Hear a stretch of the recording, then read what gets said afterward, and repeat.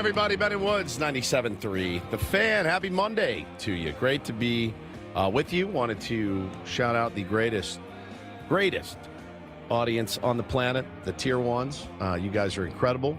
Appreciate you being here. Appreciate all of your support, always. I'm Woodsy. Paul Reindl's our executive producer. Good morning, Paulie. Hey, how are you? Doing good, my man. And Ben Higgins, I'm a little worried about over here this morning. He's, maybe midlife crisis, drugs. I have no idea, but he's a bit loopy this morning. Oh, I'm good now. Oh, I bet you are. I am good now. I just had the best acetaminophen of my life. You guys think he's doing a bit. I'm telling you right now, he's not. I got here the butt crack of You must have been early, because I was early and you were already I was here settled. At 4:15. Sitting here, just waiting for somebody to come in and talk to me. And Benny walks in. He's like, I am in so much pain. I just had the best acetaminophen of my life.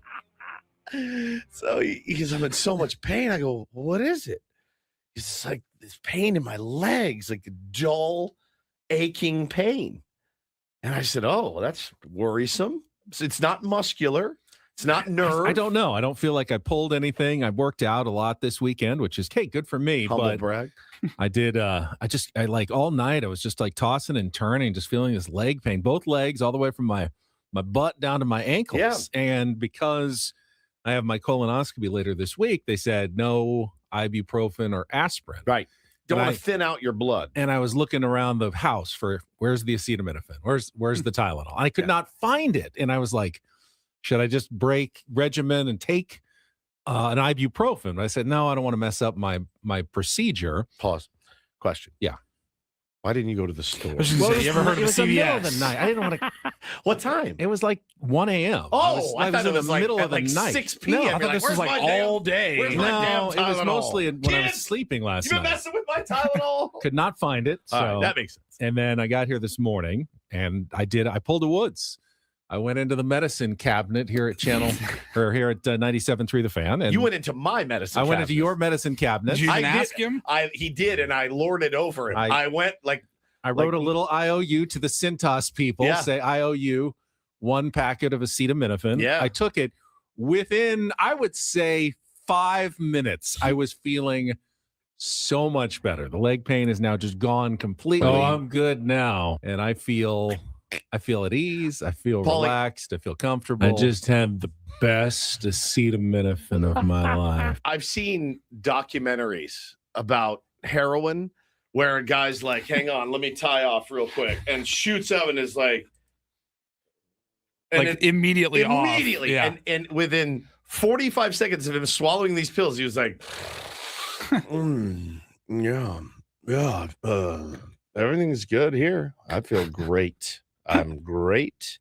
He stood up and was like, look, I feel so much better. He's like Powers Booth in Tombstone when he walks out of the opium den and he's like, I feel capital. Like, he's incredible. It's like the greatest. I try to avoid all the narcotics I can as long as possible so that when I do need them, they work. And that's the thing. They work for me. They work really fast. You know how many Tylenols I need to take to feel anything? Dude. Like I'll take Advil, and Advil and Aleve for muscle pain. Like, I got a ball game today. Okay, I'm going to take 3 Aleve and then walk out the door. Nothing. And I mean, I feel nothing. No, my back still hurts, right? I'm at the point now, I was telling you guys too, I have this kind of lower back pain, but I do a lot of back exercises. I work out my back a lot because I don't want to be hunched over and dead when I'm 70 years old. I do a lot of back. Never had back pain before. So now I'm in this weird thing of like, is that from the gym or are my kidneys shutting down? So I'm not sure, like, do I have renal failure or do I have a lacrosse ball right now? I'm like rolling out on my back just to make sure, like, it's not renal failure and I'm going to have a dialysis machine in here, talking Padres and Aztecs. Like, hang on, guys, I'm on dialysis right now. You're just, when you get older, and it's the phantom stuff too. It's like, it's not It's not phantom. It's just unexpected. All of a sudden you wake up, you're like, oh my God, my knee. What just happened? Oh my God, my knee is shutting down. And my wife will look at me and I'm like, it's like, I don't know what just happened. I didn't even move. I didn't move. My ankles will throb. Like, it's just the weirdest thing getting old. It's like the worst thing ever. It really is the worst thing ever. And I'm, trying to do it gracefully, but it doesn't work. I feel your pain. I'm glad that you got some relief. Now, again, I can't imagine what it would have been like for me back in the day if my drug of choice was just readily available at the office. If I could be like, I need a bump. Hang on one second. Run out here. Just run out to the Cintas thing and woo! All right, here we go. Okay. And the company pays for it. Like, it's paid for by the company. Just go out there. There's a mirror. I'm just like, hang on real quick. And then I come back in. I'm like, all right, let's fire it up. Let's get our heads right on a Monday. Eric in the chat says maybe it was extra strength. I don't think so. I think it was the minimum strength. It's the Cintas generic brand. Yeah, two little tablets to a little uncoated. pouch. Yeah, tablets. Uncoated. That's it. That's all it takes for me. It feels so good. And, and it does make sense because I do not imbibe spirits very much at all anymore, ever. And certainly not like I used to. But when I have one half of like an old fashioned, I'm like, hey, babe, what are you thinking about bringing that waitress home with us? Is that a plan? Like, I turned into Dudley Moore. I turned into Arthur. I'm like, how about me, you, and her in the bathtub later? How about that? No, I literally I get loaded off of a half of an old fashioned. So I can fully relate to that, Benny. I hope you feel better. I feel great. Don't go to the well again today. I'll just tell you right now. Don't go to the well again. It should last the full 6 hours it's supposed to last. That's great. Right. How was the weekend otherwise? It's good. Good. Lots of I got stuff done around the house. Lots of sports watching though. Tons of sports. Saturday got Aztecs, got SDFC yesterday, more college hoops, golf, watched the Players Championship, and then of course last night, maybe the most anticipated March baseball game in the history of March baseball games between the United States and the Dominican Republic. We will get into that game, certainly, and all that it entailed. It was spectacular. I watched all the game. My son watched most of it with me. We had a great time doing it, great bonding. Coached a lot of sports over the weekend, certainly. Something that our producer, Paul, has done. His wife, Megan, texted me about it. It's called the Boomer Bulletin, and it may be the greatest thing I've ever seen, ever. Oh, Paulie will, for his wife and mother-in-law, hand write out the sports schedule for the weekend and send it to them. Megan sent it to me, his wife, and I go, why isn't he sending it to me? He has times, he has channels, he has the event. And she goes, it's the greatest thing of all time. I go, please loop me in on the Boomer Bulletin. I would like to get this. Daily, what do we got coming up later on the tube? I want to get this every day. The Paul Reindl's Boomer Bulletin sent out for all the morons like me that are like, I can't figure it out. I don't know. You should see me at home. Into the speaking. How is this so hard? Into the speaking remote. Ready? WBC, and it pops up WBZ. WBC. WBZ. World Baseball Classic. YouTube result. I don't want YouTube result. What channel's the game on?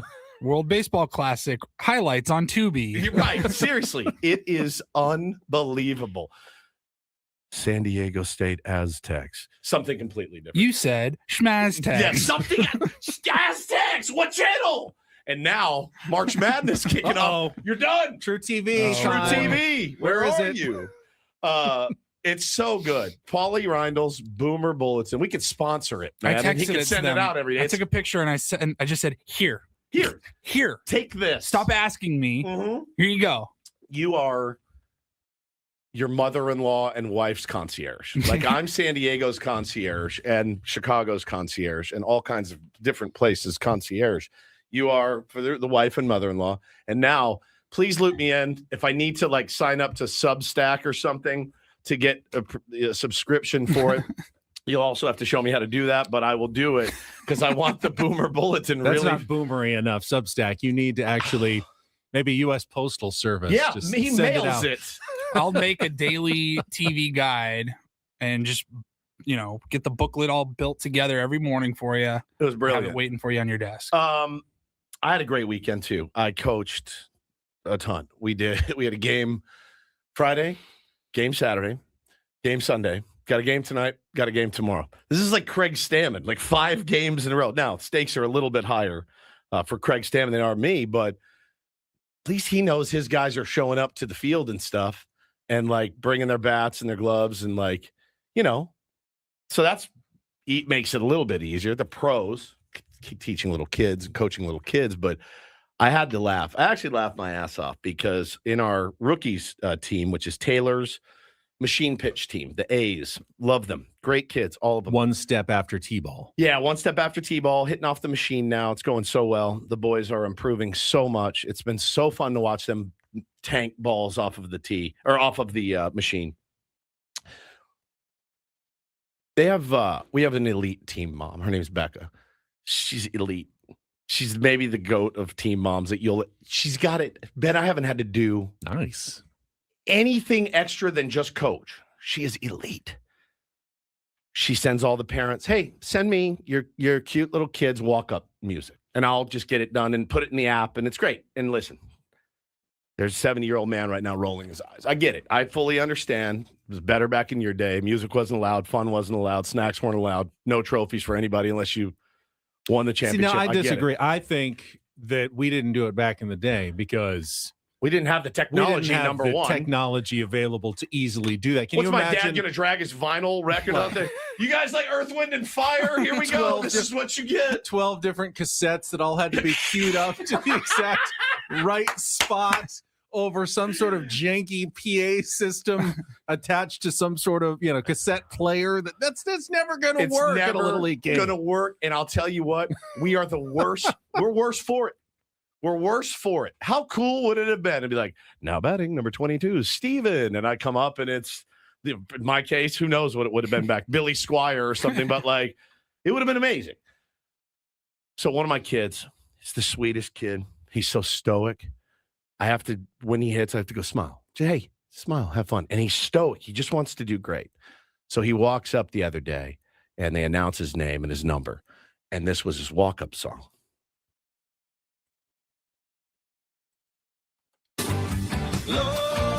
And I went, oh, now he's 5. Yeah, I like that's badass. And I said, oh, dude, Skinner, one of my favorites. Let's go. Freebird. And I'm grooving. He's walking up to the plate. Got some taste. Yeah, got some good taste. And then,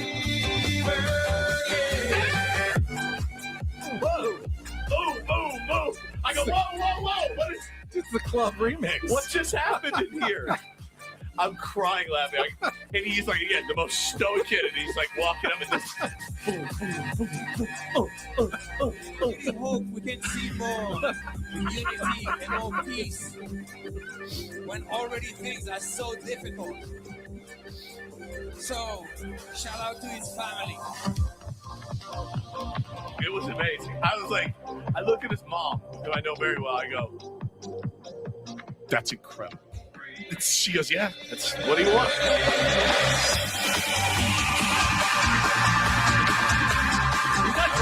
This is for 1:30 a.m. at the club. You're damn right it is.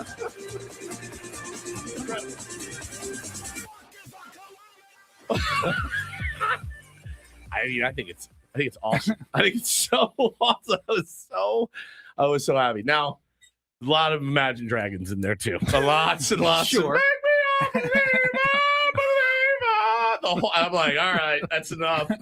It's just a lot of Believer in there. It's great. I had such a fun time.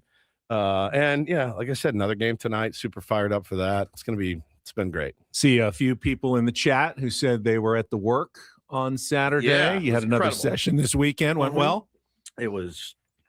You okay, Benny? Yeah, he is. I'm good. He is toast. I thought you were struggling on Friday when last time I saw you. He's just been on a bender all weekend, just crushing up acetaminophen and rub it on your gums. I wish. Yeah.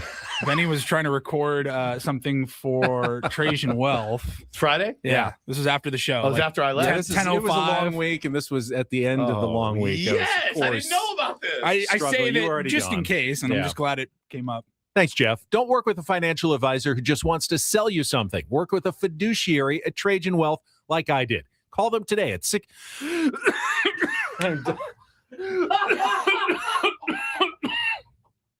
I was trying to fight that off until the end.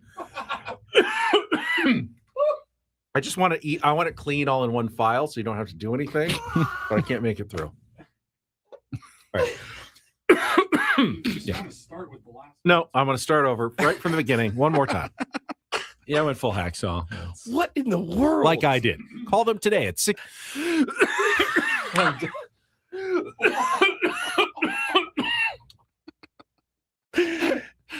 I was nervous about you all weekend. Biffed commercial spots are my favorite. I do it all the time. Ben does it all the time. They're my favorite. I do it a lot less now than I used to because We have a soft rule that we break all the time. It's no production on Friday after the show. Yeah. Normally, you just don't get the best out of either one of us if we're trying to do it at the end of the It's week. so bad. Yeah. It's like, if you work your 9 to 5 and then Friday at 5:05, you got asked to do something and you're like, no, it's only going to take another 5 to 10 minutes, but you're like, I just want to get out of here. Yeah, it was. Call them today at 6. There's nothing worse when you're trying to get through. You're like, I just got to get this phone number out and I can't. Oh, I love it, dude. I love it. No, the meeting was awesome, man. We do once a month a men's mental health meeting at the Lost Abbey Sanctuary. Tommy, who opens it up for us early, is an incredible dude, Tommy Arthur, and is always so accommodating. And man, look, we have like a core group now. But we had 2 newcomers, and I love when the newcomers come, and they're both in the chat this morning. And I got to tell you, both of their stories just blew me away. Obviously, I'm not going to share it, what happened. Somebody asked me, is there a video link to this? I'm like, I don't think I want this out on video, man. I don't think I'm going to put this out. You're not a professional therapist bound by the rules of, professional ethics, but at the same time, common sense states you're not going to share everything that is discussed in the work on your radio show on Monday. Correct. But I will say this. Both stories of the new guys were just incredibly, incredibly brave and raw. And, Bo actually asked me after I went home and he's like, how was your meeting? I was like, it's unbelievable, transformative. It was great. And he goes, so are you like the teacher? And I go, oh, no, buddy. I go, oh, no. I said, I'm the facilitator. I sit at the front, yes, but I don't teach. I said, because how am I going to teach when I am terrible? Like I make mistakes all the time. Like I said, for example, I shared how I lost my cool with you yesterday. And he realized, okay, so you're not I think he was actually like calling me out. Like, are you qualified to actually go? Because you're kind of you're kind of a D, And I go, yeah, dude, I told them how I lost my cool and how we repair and how we, all that. So it's special. It was a really, really great meeting. So, but keep in mind, we'll even professional therapists make mistakes 100%. too. I've been watching Shrinking. That's what that show's all about. Therapists who are very imperfect people trying to help other imperfect people figure things out with their mental health. And that's what you're doing. And I think it's great. If people feel more comfortable going to the work as opposed to paying someone or it's free. It's free. It's free. There's no judging in there at all. Zero. And that's the best part is like you can go in and be like, hey, listen to what I did. And everyone's like, oh yeah, I've done it too. I do it. I've done it. Our pal Foster came. He was great. Very proud of him. It was special, man. It's always special. And even, if 4 guys show up, if 12 guys show up, it doesn't matter. We've got a good little core now that shows up to almost every meeting. So these are dudes that you would want to root for, very imperfect guys and very open and honest and vulnerable. It's pretty special, dude. Pretty special. I am excited to talk about last night's game. So you ready to I'm ready. Get things started? All right, we'll take a quick timeout. We'll come back and we will discuss the dramatic, maybe surprising, low-scoring WBC matchup with Team USA holding on to beat the Dominican Republic. Send Manny and Tatis back to Peoria, Arizona for spring training. Mason Miller going on to the finals on Tuesday. We'll talk all about that and more.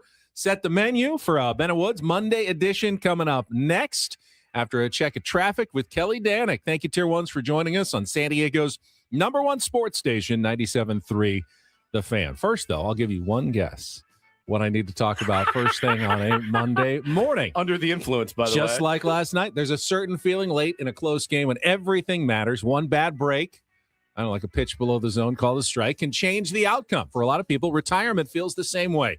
You've worked hard, you've saved, but the questions keep coming. Will this money last? What happens if the market drops? What about healthcare costs? And what does inflation do over the next 20 or 30 years? That uncertainty is real. Trajan Wealth helps people turn that uncertainty into a plan. TRAJANwealth.com. Their fiduciary advisors work with you to build a retirement strategy designed for real life, not just best case scenarios. They're right here, San Diego offices in San Diego, Carlsbad, and Del Mar. If this is something you've been meaning to look into, and it probably should be, start simple. Just go to TRAJANwealth.com or call 619-367-0207 to talk with their team, probably David or one of their other great reps that they've got at Trajan. 619-367-0207. You can also find more information anytime at TRAJANwealth.com. Trajan Wealth, plan smarter, dream bigger. Advisory services through Trajan Wealth LLC, SEC registered investment advisor. Client paid advertisement. Additional disclosures at TrajanWealth.com.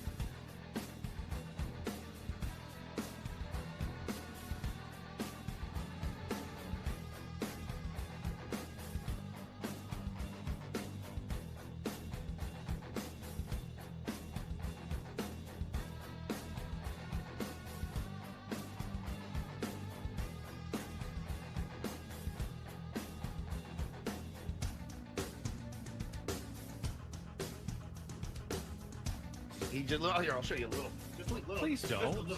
What hurts on you? Nothing at all. A little bit. Not that now. So let's say whatever you're about to touch is the only thing. Let's say It's gonna hurt. Right? All right, yeah. Okay. Pretend your knee hurts. Pretend your knee It's going to in a second. right here. Oh, that is not pleasant. Hey, player, this is all yours. This room with this view. This speakeasy with this cocktail. Hey, could you make that too? The spa with this. Ah. And this pool on this roof. This is all for you. The all-new Hamul Casino Resort, now open.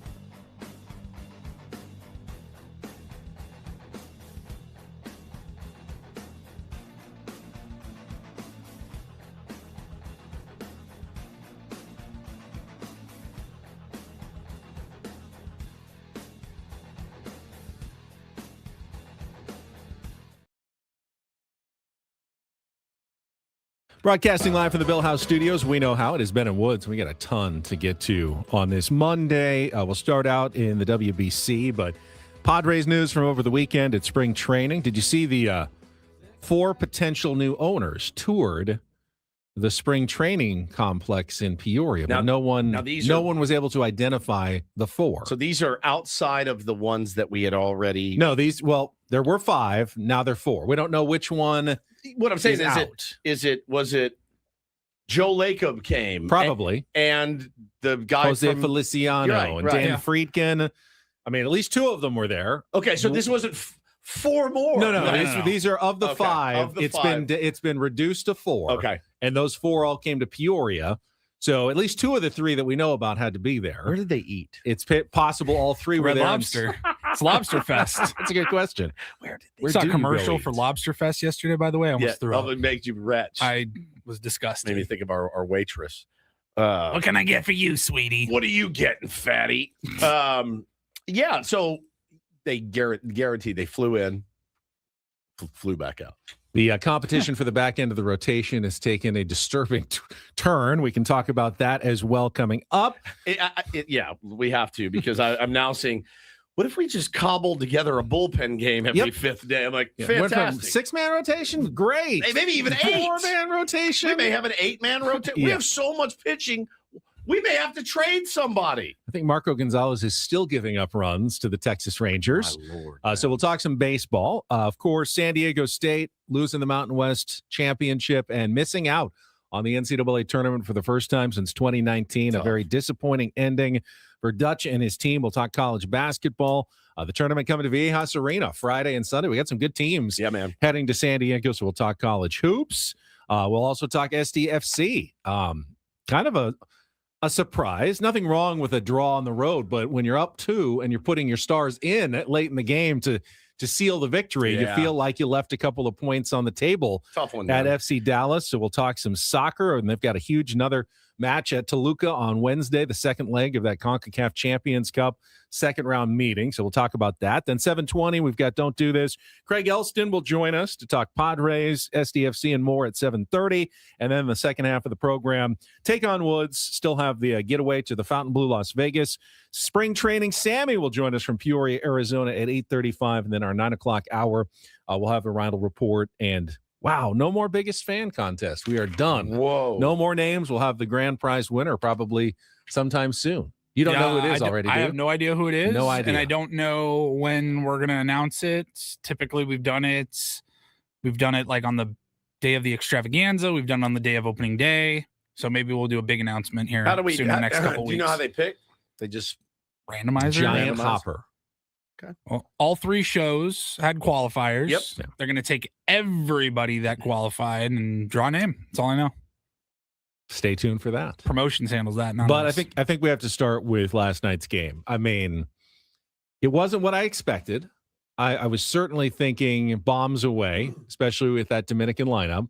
But it was also a compelling, entertaining, edge-of-your-seat baseball game for 9 full innings. Yeah, you don't usually get diarrhea watching a baseball game in March. You know, you don't usually your skin isn't tingling for a game in March. It's certainly not watching a spring training game. You don't get super amped up. This was a different. I was pacing the house at 3 o'clock going, it's never going to get here. It's 5 o'clock is never. We all know. We experienced the Sunday scaries.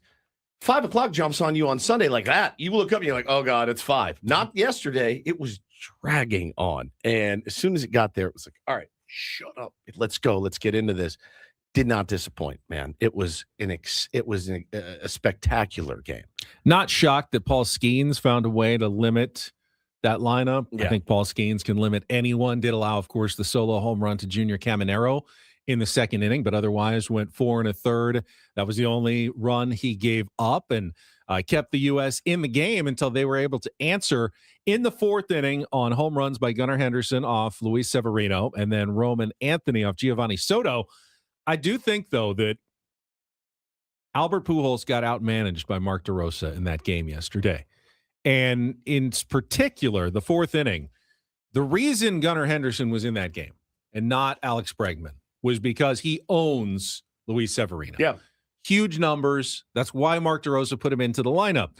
Albert Pujols knows that Severino's down to his last batter or 2. They got the pitch limits. Yeah. He's trying to squeeze an extra batter or 2 out of Severino. Why not just pull him before he faces the guy that the other team has put in specifically to face Severino? Just give Soto a clean inning to start the game. Now, maybe it wouldn't have changed anything, but he gives up the home run, gets one more batter, and they pull him anyway. It's like, I don't know about that strategy, Albert. Why let Severino face Henderson in that situation? You go Soto for Roman Anthony, lefty, and Anthony takes him deep. Didn't work out either for Roman Anthony. What a stud he is. My God, how much fun is he going to be to watch play in Boston? He is the real deal, man. Straight up. gone very long on his cards as well. So I'm really pulling for Roman Anthony, and really was last night after that home run. But it was a really well played baseball game, and there was a lot of intrigue. There was a lot of opportunities. The traffic that the DR was able to get on the bases, and the way that the U.S. found a way to knuckle. They made mistakes, like Bryce Terang on that transfer. That's a huge mistake that they did not end up capitalizing on. Will Smith clanking that ball in the last inning. That could have gone terribly wrong. There were plenty of mistakes made out there, but the DR just couldn't capitalize. Fernando Tatis Jr., Manny Machado, you just got to say it. Two not great ABs. Now, Bednar, Tatis's AB against Bednar, he just is exposing him at the bottom of the zone. And the pitch that he threw that K'd him it hit the corner and dove. Yeah, it was nasty. Bednar made no mistakes in that at bat against Tatis. In the seventh inning with runners at second and third, chance to drive in a run, tie the game with even an out. Bednar pitched that well. That beautiful. That could have happened to anyone. Fernando Tatis Jr. had a phenomenal World Baseball Classic. Hit almost like 500. Had a rough game yesterday. Got thrown out at third for the final out of the inning by Aaron Judge, who made an insane 96-mile-an-hour throw. But then the next time he had a chance to go from first and third with one out to get into scoring position, shied away and stopped at second when probably that would have been the time to go for it. And then of course, struck out and then was left in the on deck circle at the end of the game. We'll talk about that last inning in a second, but it was not Tatis's finest game after he had a really good pool play round. Phenomenal. Leading up to everything before that. First 5 games were great. That game, not so good. Yeah, and Manny's AB was just one of the worst that you'll see from him. So and Garrett Whitlock was tough too. He's tough. I mean, you're facing some really good pitching. Yeah, so the guys you've never seen. You'd never seen Whitlock before. Neither of them had ever seen Skeens before because the Padres have never faced Skeens. So they were facing a lot of unusual guys. He had seen Bednar, of course. Yeah. But Bednar just made the pitches. So you go to the ninth inning. It is 2-1. Mason Miller comes trotting out for Team USA. Juan Soto up first, does the Juan Soto thing, works a late count, and then gets rung up on a pitch that was outside the zone. Very close, but outside the zone. And there's no ABS challenge there. So the first out, always the most important out. You get that first out of the inning. Then Mason Miller issues the walk. But after a pass ball and then a ground ball, you've got the runner at third with 2 outs, tying run at third, and Geraldo Perdomo at the plate. And what a battle that was between Mason Miller and Geraldo Perdomo, who's the 9-hitter for the Dominican Republic, but is a fantastic baseball player, as everyone on that team is. And you get down to the full count. And if, it's a ball, then Fernando Tatis Jr. comes up against his teammate with the winning runs on base. And it's like a Trout Ohtani moment from the World Baseball Final, a few years ago. You got teammates going up against teammates to decide at least who goes to the final. But instead, Mason Miller's last pitch goes below the zone. I mean, clearly, even Mason Miller knew it wasn't a strike. You could tell from his reaction. He was really surprised. He thought he had walked the guy and was getting ready to mentally face Tatis when the umpire goes strike 3, and he kind of scared and puts his arms up like, really? Yeah, almost like now you're well, there's ABS, so that's not going to count. I don't want to celebrate. There is no ABS in this. Terrible. And the game is over. It was tough. And Team USA advances with a 2-1 win. It's not the way I think anyone wanted to see that game end. Yeah, it was tough, dude. It was tough. Oh, not Soto. It was Caminero against Miller, the first one, not Soto. Yeah, the Soto got absolutely jobbed on a call in the seventh inning. That's the one. Yeah, the 7th inning one. It was terrible, man. It was terrible. It was, it's fun. You're an umpire, and the guy's throwing 102 up in the zone, and then he breaks that slider off. Okay. It's a very difficult job. It's extremely difficult. That's why this system's in place that we're going to use next year. And again, so yesterday was the last baseball game that we're going to deal with that. I think so, man. Or today or tomorrow. Or today or tomorrow. Fair enough. But I do feel like, and I think everyone can agree,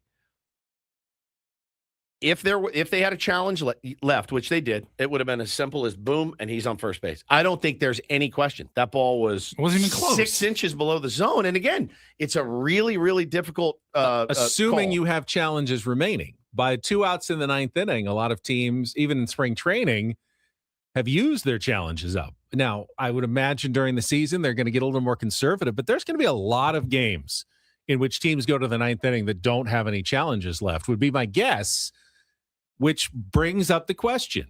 Are teams getting enough challenges in the ABS system? Because there's no scenario. It's not like the NFL where even if you don't have a challenge, certain plays can still be reviewed up to the official's discretion. Yeah. Like, is there any way to do that There's in baseball? There's not going to be any. If you're out of challenges, you're out of challenges. You could have a game. You could have a World Series game in the ninth inning. If you're out of challenges, the umpire can fall asleep at the plate and miss one right down the middle, or one could bounce and the guy goes strike three. Nothing you can do to change it if you don't have any challenges left. You got to be judicious then. You have to, because, and again, think about Xander Bogaerts in Chicago. That's what the first thing I thought of. And I go, God, this feels. The last big game I watched that my team, one of the teams I was rooting for was in, I had this exact same crap feeling as that call right there. So you just wonder if managers are going to have to tell their team, we've got 2 challenges. You can think about it. But if we only have 1 challenge left, we're not using it until the ninth. It's got you. We have to save it to save our skin if it comes down to it at the end of the game. That being said, man, what if it's the 7th and it's a bases loaded situation and you're like, get on, and he's like, no, save it to the 9th. You're like, bro, I just don't know. It's going to make the game an already interesting chess match of a game, Ben. It's just going to make the game that we love better, in my opinion. I do think it's going to make the game better. Is it going to be weird, that first ABS walk-off? Yes, we saw it in spring training. It's weird as hell. It's anticlimactic. But luckily for us, there's 162 of these things, a year. So I just think it's such a good I think it'll be so good for the game. Chris says there should be automatic reviews for ABS with 2 outs in the ninth. I just don't know. I had advocated when they first announced this that 3 at least was the number of challenges. 3 baseball is a game of 3. Rule of 3, baby. Outs, Radio. 3 Rule of strikes. 3 challenges. And I think that would give you at least a little wiggle room to be able to challenge some things early in the game and save one late in the game. Is anybody mad at the extra 20 seconds it takes for one more challenge? I don't think so, man. Now, it might end up being like 10 challenges if umpires are bad. But if they're bad, don't you want those calls changed consistently? Yeah. I think they're still a little short. And I wouldn't be surprised if by next year they up it to 3 if everything goes successfully. But from everything I'm hearing, they're not changing it this year. It's going to be just the 2, and teams are going to have to, as you said, be very judicious in how they use those challenges. You know who else is a little short? Ken Rosenthal is a little short. And it's interesting to see. So, listen, if you don't watch a lot of national baseball across the country, and there are those people that really, they were kind of tuned into baseball recently for the WBC. It captivated a lot of people. It's done very well. They get to see the Ken Rosenthal, Joe Davis, John Smoltz combo. And I know I am often complaining about them because I see them all the time. And certainly Joe Davis, you hear all the time. Ken Rosenthal obviously is not very well liked in San Diego for some of the things that he's said and done, but fairly excruciating broadcasts that those guys have worked. Fairly excruciating. Rosenthal in particular has been terrible. John Smoltz has been, I don't know what goes on in his mind when he's calling a game. I don't get it. I retweeted a couple of my favorites from last night, but did anybody notice Paul Skeens out there just shoving, just dot, splinker, splitter, changeup, fastball in the corner? I love Paul Skeens. And there's John Smoltz talking about how his stats are overrated because he strikes too many guys out and it's sexy and nobody wants sexy. You need to throw a lot of innings. And then, so it's like, all right, man, let me take my pants off and crap on the game that I'm calling, the pitcher that I'm watching right now. But then this one was the weird one. Michael Hurley tweeted this, and I loved it. He summed up the context of John Smoltz last night. Everyone watching the World Baseball Classic on a Sunday night is fun. Everyone watching the World Baseball Classic on a Sunday night is fun. John Smoltz. Boy, I sure hope Paul Skeens doesn't end up needing Tommy John, though the odds are surely working against him. I mean, he literally did. He really he is the baseball did. Version of Debbie Downer. He's like, it's just like he starts talking and it's like, it's crazy. It's crazy. Like, John, you're a Hall of Famer. You had such a great career. I really enjoyed watching John Smoltz pitch. I loved that he said, screw it, make me a closer. At the end of I thought he was great. Then he gets in the booth and he's like, this game sucks. These guys throw too hard. Strikeouts suck. They're overrated. And it's like, holy cow, man. Let's take a breath and a pause. Let's watch this beautiful game that's unfolding. You've got Skeens against Machado or something, and he's out there talking about he's probably going to get Tommy John at some point. Cancer also is in the future for many of these guys. Just the way that it is. Maybe Alzheimer's, potentially. It's just very, very strange. And I mean, he's not wrong. A lot of pitchers, especially the hard-throwing ones, will have to face Tommy John surgery at some point. Sure. But time and place, John. I mean, this is an exciting moment in the World Baseball Classic. It's so very strange I don't to get me. it. It's so very strange. I had it muted for 90% of the game. That's smart. It's hard for me to watch baseball on mute. I don't know. I'm the kind of dude I need to hear it to infuriate me. I have to be infuriated by it because it's just different when you watch. You watch Mud and Don call a baseball game. It's a different sound. You listen to Jesse and Tony call a game. It's a different sound altogether. It's a different experience. It's celebration and passion for the game instead of, let me tell you why this game that you're watching actually sucks and is terrible. I'm going to tell you why it's awful and why these guys in particular are all big P words, because we were tough. These guys suck and they're lame and this game sucks. The United States will play the winner of tonight's other semifinal between Italy and Venezuela, and the championship game is tomorrow. Mason Miller has said that he would like to pitch, which I'm okay with. I mean, there's a day off between. This is the stage of spring training where relievers will often go back-to-back days in the final week just so they can prepare themselves for the rigors of the season. So having him pitch with a day off in between doesn't bother me at all. I don't feel like that is the overusage of Mason Miller. He'll get back, probably have one more appearance in the Cactus League this week, and then call it a spring and be ready for opening day next week. So he says if he's feeling good, he'd like the opportunity to pitch tomorrow. And my guess is if it comes down to it, Mark DeRosa would love to put him back in. Did you see like his last 50 at-bats that count between the playoffs, the end of the regular season, the WBC?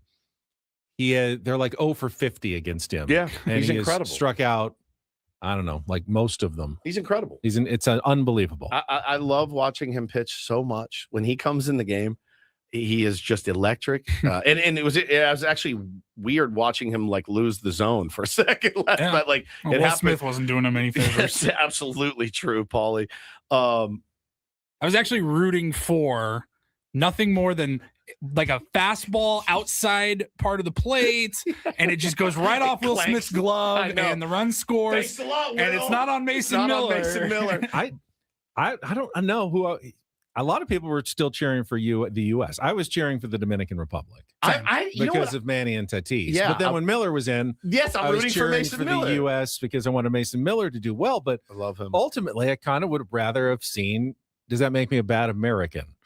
That I would rather have seen the Dominican in the championship game. I thought that would have been better theater and better baseball. I mean, those are some of my favorite players to watch in the game of baseball. But then, so is Kyle Schwarber. So is Bobby Witt. My God. So is Paul Skeens. I mean, I love so much. I love the game. I love the differences in the game. I love the differences in the players, the way they play. I love Junior Caminero. I love Manny Machado. I love Fernando Tatis. I love Ketel Marte. There's not too many guys out on that field I didn't really like last night, maybe other than Will Smith. Other than that, I'm looking at this going, I'm not even going to – it's hard for me to even, like, pick a side because I'm just stoked for – like, I was happy to see Bryce Harper get a knock. Like, he needed that knock. No, it wasn't hard for me at all. So badly. He needed that knock. He had to have it. I love seeing Bryce Terang. I love seeing Bobby Witt. I love seeing Gunnar Henderson.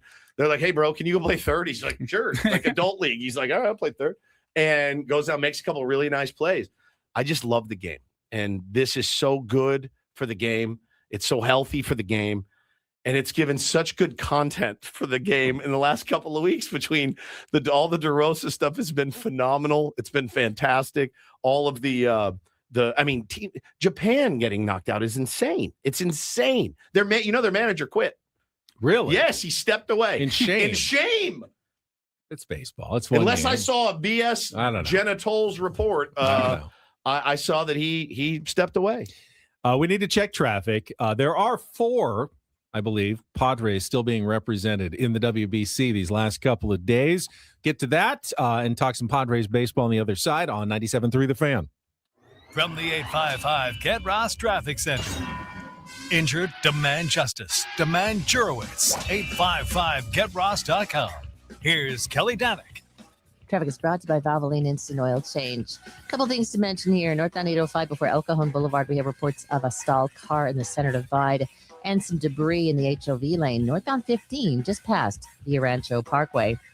San Diego drivers, keep moving with Valvoline Instant Oil Change. Their expert technicians help keep your vehicle and everyone in it safe and road ready. Stay in your car, no appointment needed. Save at SoCalOilChange.com. Valvoline Instant Oil Change, your 15-minute drive-through oil change.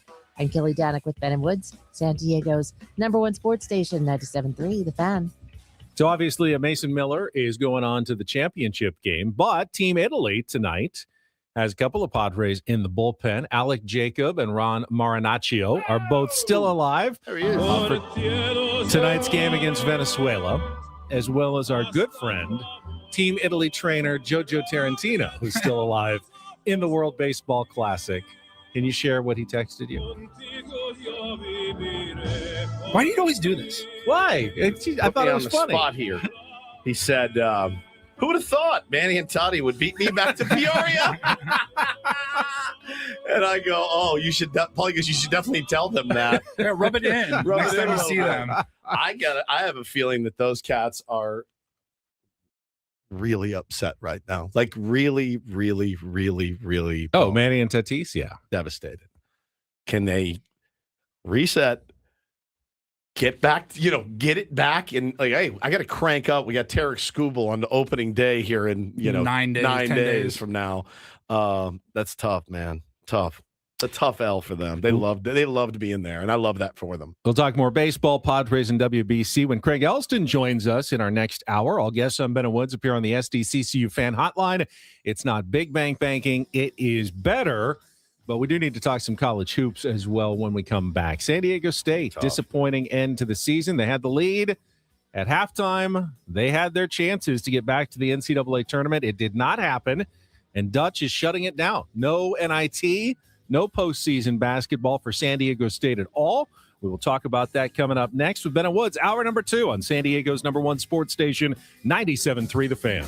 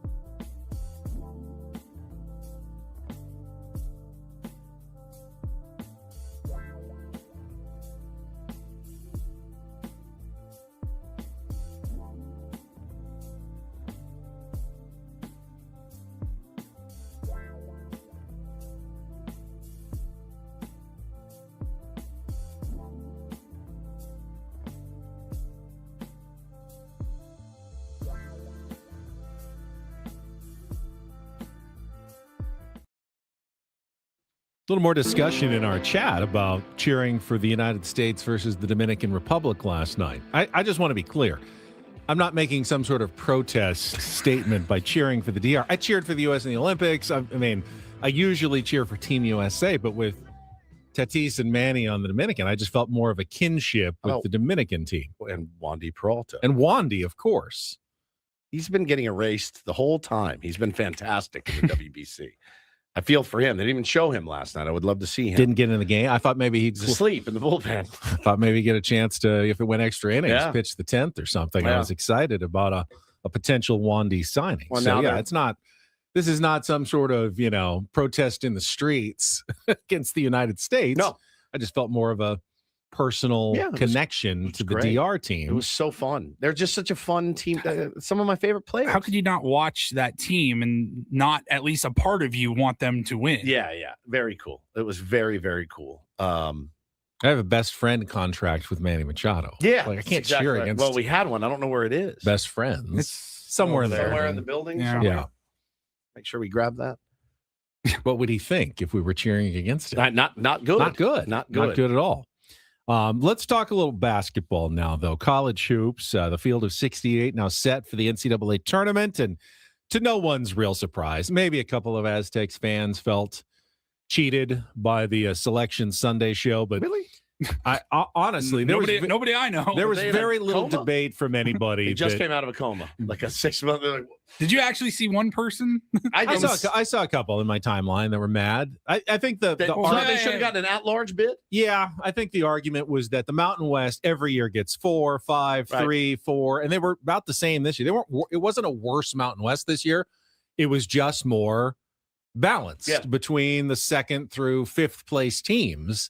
So the conference was still as good as it always is, but they jumped down to just one team. So if you wanted to make an argument, San Diego State was clearly the number 2 team in the Mountain West. Yes. They finished 2nd in the regular season. They finished 2nd in the conference tournament.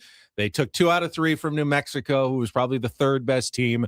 They were the number 2 team in the Mountain West. And if the Mountain West even got half as many teams as they normally get, usually they get 4. If they just got 2, San Diego State would have been the other team. But ultimately, I just don't think you can be that mad that SDSU didn't get in, because it was totally on the Aztecs that they couldn't do it. And not just losing to Utah State. Utah State was the best team in the Mountain West all year long. Yep. Yes, the Aztecs beat them at Viejas, but neutral side, I just thought they looked like a better all-around team. You saw it in the game on Saturday. They're a good basketball team. They got a 9 seed. I thought that was a little low. I thought they were going to get a 7 seed in the conference tournament. They're coming to Viejas Arena, by the way, for that 8-9 matchup on Friday. They're a good team, and it's no shame finishing 2nd to Utah State in the conference. Where San Diego State lost this season was, unfortunately, way back at the beginning of the year in that loss to Troy. And I felt at the time that maybe I was making too big of a deal about it. Like, I mean, you have a lot of time left to make up for it. But in my head, I just kept going, if they don't win the conference tournament at the end, this could be very easily a loss that keeps them out of the NCAA tournament. Well, they had a terrible non-conference schedule. And I remember heading into conference play, we're like, they're pretty much going to have to run the table. So we were feeling it well before, this last week, that they were probably, it's a month and a half ago. It's 3 days in March. Like, I felt that way 6 weeks ago, probably. God, nothing changed ever. They look gassed. Yeah, it's hard to win 3 games in 3 days. 3 in a row. Yeah, and Utah State was gassed too. Yep. They also they look tired as well. What San Diego State, though, should have had to their advantage that got mitigated was the depth. The depth all season that made it so hard for Brian Dutcher with 11 guys trying to figure out rotation minutes finally would have worked to their advantage on Saturday, except they didn't have Miles Heide. They didn't have LZ Harrington, and Jeremiah Oden hadn't been playing well, so he only played 2 minutes, which means their giant depth turned out to be an 8-man rotation, which is just what everyone else does, and they had no extra depth. They were just as tired as everybody else for that last game. So that advantage was gone. And ultimately, they ran against a better team at Utah State. And I just never thought that the Aztecs were were a better team than Utah State this year. And now it's back to the drawing board for Brian Dutcher, and this has got to be the most. It's the most tenuous part, I think, of a coach's life is this offseason and what it looks like. And now you wonder what he already knows. And guys that are saying, hey, coach, I've got this. Or I don't know when offers can come in and all that, Benny. But this is that time of year where it's like, all right. Now, and, he got so much credit for building this squad this year. And I think even though the results weren't there, he deserves credit for building the squad that they built this year. Deserves blame for not being able to get them to the dance. But the squad that he built, take a little pride in it. I mean, getting how so? Well, getting Magoon back, getting Miles Bird back, like not losing them to other schools.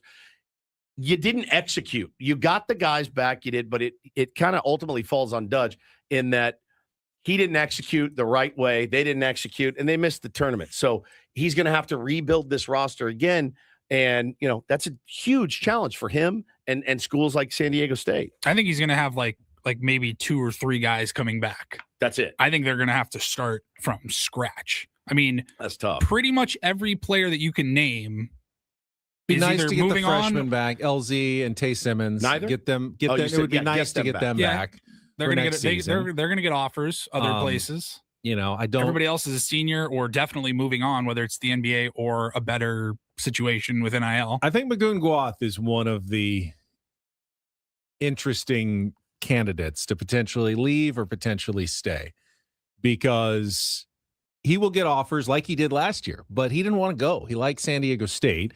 I don't think he had a good enough season where he's definitely jumping to the pros this year either, which means there is at least a outside chance that he could come back for another season. And if he plays like he did, they just missed this last weekend. He ain't coming back. I don't know. He is not coming. I mean, back. where is he going somewhere else?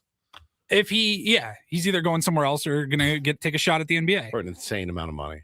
I mean, he played pretty well actually the last few games. He was starting to come into form, but he got bigger offers last year to go other places and still came back to San Diego State for he probably felt like they had unfinished money. Business. I think that's also part of it. They thought they got a little bit screwed by being in the first 4 last year, and then they just did not show up against North Carolina, and he wanted to run it back. Nobody's happy about how this season turned out. It's probably even more unfinished business this year going into next year. If that was motivating him, I don't know. I just think it's not impossible that he returns for another season. I think Miles Bird's gone. But this is not the seniors. He technically has one more year of eligibility, but I would not expect him to be back. This isn't the trajectory that you want, though, if you're an Aztecs fan. No. Getting bodied last year in the tournament, not making the tournament, you're on the downward trajectory right now. So you got to figure out a way to, like you said, maybe even not even retool, just rebuild and figure it out for next year. But I think, again, we've said it before, Brian Dutcher should stay. Absolutely should stay. He's the right guy for the job. It's a bummer crap season. It's the worst season since he's taken over. Yeah, but I also don't think he should be fired. Right. No. And, the Blue Bloods occasionally miss the NCAA tournament. Even good schools going to have a year if things just don't go that well. I think Brian Dutcher has created a culture and a program that if you moved on from Dutch, then you have years and years of trying to rebuild what you already have, what you're looking for. They have Aztecs who come back, Aztecs for life. They have famous alums. Kawhi Leonard still comes back and, works out at the Jam Center. I don't think you want to do anything to endanger what you've built at San Diego State. You just trust that Dutch is going to go out and do the best that he can with the NIL money that he's got, which is not going to be a lot, but it's going to be as much as pretty much any other Mountain West school or now new Pac-12 school going forward. And they got that tournament that pays them, a good amount. They'll be in the players era. Yep. And, it was weird this year. They had their best two non-conference games were against 2 teams that ended up as number 1 seeds in the NCAA tournament in Arizona and Michigan. Kudos for scheduling it, but you really those weren't realistic games to win, honestly. Right. It would have been a shocker had they had a chance to win either of those games. Couple of games, obviously, like the Baylor game would have been a nice one to win. I mean, you feel like they were 1 win away. They were the 3rd team out of the field. 1 loss turned into a win probably gets them in. Not just the Troy loss, but Baylor, Grand Canyon, Colorado State, Boise State. I mean, there's just 1 game that they figure out to win instead of a loss. Yep. And They probably do get into the first four. Can they do anything once they get there? I don't know. They were pretty beat up at the end of the season. I don't think it would have been particularly pretty had they had to play on a Tuesday or a Wednesday again. It might have looked like North Carolina again. In fact, they might have played North Carolina again or someone like that, North Carolina State, and they might have get bodied again. And I don't know if that's a better result than just not playing in the tournament at all. And I don't mind that Dutch decided not to play in the NIT. No. They weren't going to get to play at Viejas Arena because it's being used for the NCAAs. So they would have had to find a different gym. They would have had, no, they're just going to get a head start on next season at this point. Okay. Start looking forward. What? Oh, Nothing. stop I with didn't your say a Notre word. Dame I BS. didn't say a word. Just remember taking many slings and arrows on this radio station about my favorite team taking their ball and going home. I won't say. Yeah, there's no NIL money in word. the NIT tournament. Man, it's weird when the shoe's on the other foot. The sometimes. NIT is not, I mean, neither are bowl games, I guess. The NIT is It's not what it used to be. The Pop-Tart Bowl, is that what you're going to say? It's not what it used the to be for vaunted sure. Pop-Tart Bowl? I used to like the NIT. You know, you ended up with a pretty good Final Four at Madison Square Garden, and it was kind of entertaining at the end. I don't know. It's I've never not watched an NIT game Really? in my entire life. I really don't. I can't say that I have. It's the first few rounds are pretty rough because there are teams that were not even close to making the NCAA tournament. But the Final Four, it's usually Pretty good. Yeah. Are you going Friday? Yeah, I'm going either a little bit Friday and probably most of Sunday. I did that years ago in Dallas when I was in radio sales. I was like, I got meetings all day, and I went to the tournament and had the time of my life. But teams I didn't really care about, but it was so much fun to go be in person for one of those games. Yeah, and, I can't wait. like you said, man, the draw that we got at Viejas is stellar. Arizona, Kansas, St. John's, all coming to Viejas Arena for the first and second rounds. T. Smith is going to be elated. Darren Smith, St. John's alum, very excited about his team being in the tournament. And probably underseeded as a 5. Yeah. They didn't do him any favors sending him across the country, but good for Darren. Yep. Going to actually get to watch his team in person. So cool. So yeah, and Arizona is, I think, very much one of the contenders to win this whole thing. Doubt Kansas really is as a 4 seed, but Arizona absolutely could win Their this region tournament. is soft. Like they're gonna coast into the Final Four. When are our brackets due? Tomorrow? No, usually not until tomorrow. Thursday. Oh, Thursday. No, okay. Unless you're in like a really hardcore bracket that makes you pick the first 4 games. Most brackets aren't due until 9 a.m. on Thursday. Okay. So you got some time. All right. Be in at least one that I know of, and then if anybody else organizes one, I never do well in them ever. Never. I just guess. That's what everybody does. I know. I mean, pick a couple of favorites and just go forward. But my favorite bit is I'm going to mix this up. I'm going to do a little research. I'm going to mix this up a little bit. And then I look at the Final Four. It's all the onesies every time. I'm like, oh, I thought I was doing something different this year. You look at the trends of the years. You're like, a 12 always beats a 5. Yep, Which one am I going to pick? But then you end up with Duke, Arizona, Michigan, and Florida. And you're like, how did this happen? I swear I was getting cute with this It's just so hard to pick the big upset when if I'm wrong and this team goes all the way, I've just torpedoed my entire bracket. So you end up chalking it up like most people do. Yep. All right, we'll take a quick timeout. When we come back, don't do this, and we will go back to Selection Sunday for a fairly comical technical error during the CBS reveal of the field of 68. How about a murderer loose on the golf course over the weekend? OJ? He's dead. I know. That's coming up next after a check of traffic with Benna Woods on San Diego's #1 sports station, 97.3 The Fan. Thank you, Benjamin, and the Tier 1s out there. Let's talk about Eco Water SoCal. Got a goddamn jug. I do, Paulie. I'm glad you asked me about my jugs because, as you can hear, I've got my big jug with me. Have another jug at home, but I don't really go anywhere without my big jug of Eco Water SoCal. It brings the soft life right to your kitchen sink. They've got mineral-rich alkaline water. It balances your pH and fuels your body with filtered luxury. No plastic, no microplastics in there, no poison, just satisfaction every single time. I've had the system now many, many years, and we're pretty happy where we live. But if I go, it's coming with me. I got to let the next buyers know if we move, that thing's coming with me. Maybe I leave it for them, get a new one put in my home because I couldn't live without it at this point. My kids, my wife too. Everyone is super happy with the water selection at our home. 760-350-3338 is their phone number. 760-350-3338. I mean, guys, it's a no-brainer. It's so good. So healthy. EcoWaterSoCal.com. Let them know that Woodsy sent you, please, because not everything in life has to be hard, especially your water. Keeping it soft at EcoWater SoCal since 1925.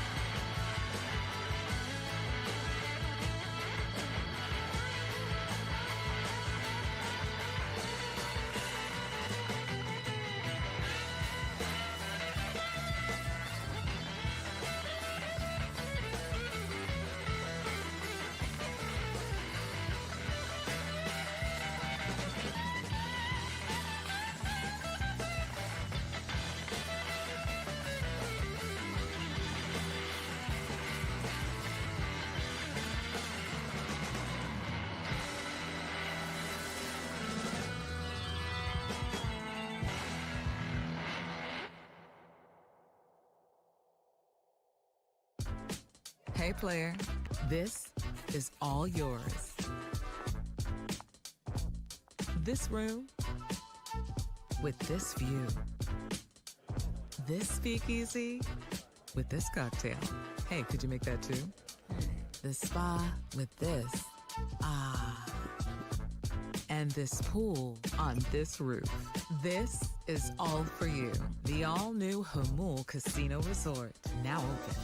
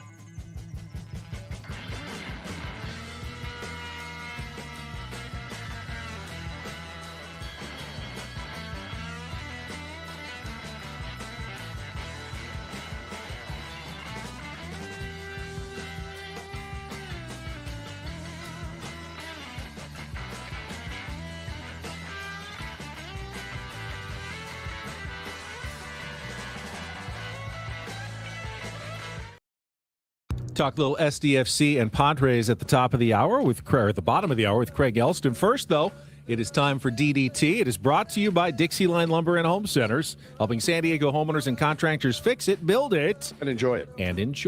All right, I will start with the Selection Sunday show, which it pretty much goes the same format every single year. They tell you the number one seeds, and then each segment they go through the 16 teams in each bracket's field. And about 2 or 3 teams in each bracket, they will have a live camera set up either in their practice center or their arena or in their team facility where they can see the live reaction of the name coming up. Usually it's teams that know they're definitely in the tournament. You don't have the bubble teams there for the disappointed shot. So you know they're getting in, and it's a nice moment where everybody cheers. So CBS starts their show, and they quickly get to the East region and San Diego, California, where the number 5 seed St. John's, their name comes up. You see St. John's all in red cheering for their team announced. And then they reveal the 12th seeded opponent, which is going to be Northern Iowa. And they also have a camera feed for Northern Iowa, except didn't work out the way they all intended. That is a bit of a surprise. And Northern Iowa is in the tournament for the first time in a decade after winning the Missouri Valley as a 6 seed. Way to go, Panthers. Here it comes. Uh-oh. Here it comes. The late reaction? That's all right. Come on, guys. Give them the news. We'll move on. I'll send you a text, Ben. To the 4th. So, yeah, they're just sitting there waiting because you can hear him. He's like, it should any second now. Yeah. So, congratulations, guys. So some people thought, well, is Northern Iowa just trying to play it cool? Like, oh yeah, we knew we were getting in. We're not that excited. We got to go all the way to San Diego to play St. John's. What actually happened, according to Mark Woodley, said CBS was supposed to be sending a live feed, one that's faster than the one that's going out over the broadcast, because of the delays. You didn't want them to wait, 30 seconds before the reaction, but they were sending them the wrong feed and didn't actually get to see their name called, which is why, of course, they sat there in silence looking like idiots on the national television broadcast when their name kept. They didn't know their name had just been called. We thought you would be more excited. I don't really know what's going on. We'll move on. Northern Iowa was just sitting there. They're feeding us a Major Garrett episode. Yeah, right. Some they were CBS. not getting the sped up live, absolute instantaneous feed that the other teams were all getting, so they could actually have kind of ruined their moment. A reaction within a second or two. Yeah. They didn't find out for another 45 seconds or so. They got to see NCAA tournament. And then when they did see it, they're all just sitting there. They're watching themselves just stare at themselves. Can you imagine? That's absolutely right. When they finally came up and they probably started cheering, and they're looking up at the screen. It's them just sitting there doing nothing when their name gets called. That's crazy. Well, hey, listen, speaking of insane behavior, there was a manhunt for a murder suspect over the weekend down in Florida, in Vidra Beach, Florida. Ponte Vedra Beach, Florida. Ponte Vedra Beach, where they're playing the Players' Championship. And they had to delay letting fans into the event on Saturday because, they were tracking a double murder homicide suspect who had stolen a BMW and crashed the vehicle into the woods, fled on foot, ran into the event where it's not funny, but ran into where they were doing this golf tournament. Apparently, dude grabbed a radio that was there. He made contact with PGA staff and eventually ran away. They found him. They got him. 32-year-old Christian Barrios, K9 units, had tracked him onto the property at TPC Sawgrass and had to tell all the patrons, can't come in yet. No, it's not really a big deal. There is a double murderer here. He is running around, potentially grabbing radios and making contact with people. Stand outside the gate. We're going to let you guys in when we can. But for now, just chill. It's not a big deal. It's just a double murderer. It's like the scene in The Fugitive where he runs into the St. Patrick's Day parade. Yes. Hides amongst all the people. Yeah, he could have grabbed a golf hat and just started doing some golf claps. No, I'm one of the fans here to watch Cameron Young pull off the win. Birdied the Island Green 17th, and then Matthew Fitzpatrick. What a great shot. Oh, my God. And then Matthew Fitzpatrick bogeyed the last hole, and Young made a par to win by 1. Biggest win of his young career. Congratulations to Cam Young. That was not intended, actually. I hate you. Did you see what he did? That was an accidental pump. They just come out I'm not even trying. The biggest win of his young career. Congratulations to Cameron Young. He had a lot of fans cheering for him. They were awesome. They were all in his corner. It was like a Ryder Cup against the European Matthew Fitzpatrick. Ludwig Oberg was playing great all week and then kind of fell apart on Sunday. Had the big lead. Did not make it. Xander Schauffele finished third, though. Birdied the last hole. Thought he might have a chance, but ended up a couple shots back. Yeah, Young was sorry. Do you want me to just get on to do this then? Please. All right. DD Mega Doo-Doo. How about congratulations to the only local team that did make the NCAA tournament this year. Just as everybody had. That would at the be beginning of the year. the UCSD women. The Tritons won the Big West Championship game, beat Hawaii 60-48, and saw their name called on the women's selection show yesterday. The 14th seeded Tritons will go to number 3 seeded TCU on Friday in the first round of the NCAA tournament. Last year, of course, both the SDSU men and women and the UCSD men and women they all made the NCAA tournaments. We had 4 teams. Yeah. This year, it's just the UCSD women. Lone Wolf, man. Who are back for the second straight year. Wolves. They've only been eligible 2 years at UCSD, and they have made it both times. It's pretty fantastic. They've had a chance to go to the NCAA tournament, so good luck to the Tritons. They are our only rooting interest. Although I will also point out that Point Loma Nazarene won their regional semifinal over the weekend. They will play in the Division II West Region Finals tonight against Cal State East Bay, and the winner goes on to the championship, the Final 8 for the NCAA Division II championship. So the men at Point Loma, the Sea Lions, still have a chance to win a national title in basketball this year. Very nice. And that is Don't and Do This for a Monday. That was Don't Do This with Ben and Woods on 97.3 The Fan. By the way, the SDSU women, of course, who lost, they won their conference but lost in the tournament. They're going to play in the WBIT against UC Irvine on Thursday at the Jenny Craig Pavilion, since Viejas is taken up with the NCAA tournament. So they did accept a postseason invitation, unlike the men who, again, declined their invitation to the NIT and won't be playing any more games. Dutch is supposed to speak tomorrow about that decision. He said in a statement that they're all banged up and it just didn't serve their interest to play any more basketball. Yeah, I also think fair. 80% of the roster is moving on. Yeah, so I mean, there's no interest in playing. So is 80% of every roster, including the right, which teams is that why are a in lot the of those NIT teams that don't play those tournaments. But and I think there's like 5 Mountain West teams that are in it, like New Mexico. in the NIT. Yeah, New Mexico. Isn't there another, like the Grand Crown? Canyon, Colorado There's State, another one, Boise too. State. Yeah, there's one in April called the Crown. now on I think that Fox. one you can get a little bit of NIL money. Yeah, but they're not. if you don't have a stick around for roster a month. yet, yeah, like you're for not that gonna- one. So, all right, when we come back, we will talk some more baseball, Padres, SDFC. Our friend Craig Elsten from the Padres Hot Tub Podcast, the Cromaniac himself, will join us coming up next on San Diego's #1 sports station, 97.3 The Fan.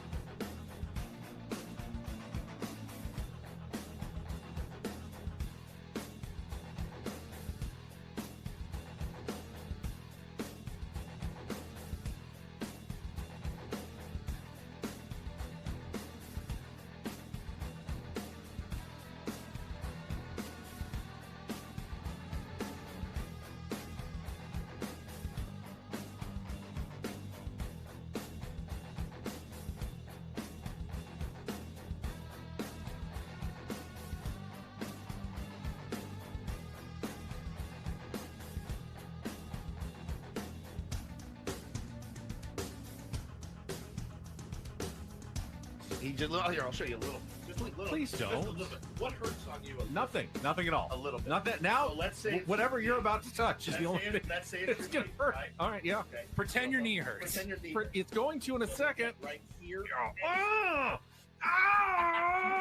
That is not pleasant. Hey, player, this is all yours. This room with this view. This speakeasy with this cocktail. Hey, could you make that too? The spa with this. Ah. And this pool on this roof. This is all for you. The all-new Hamul Casino Resort, now open.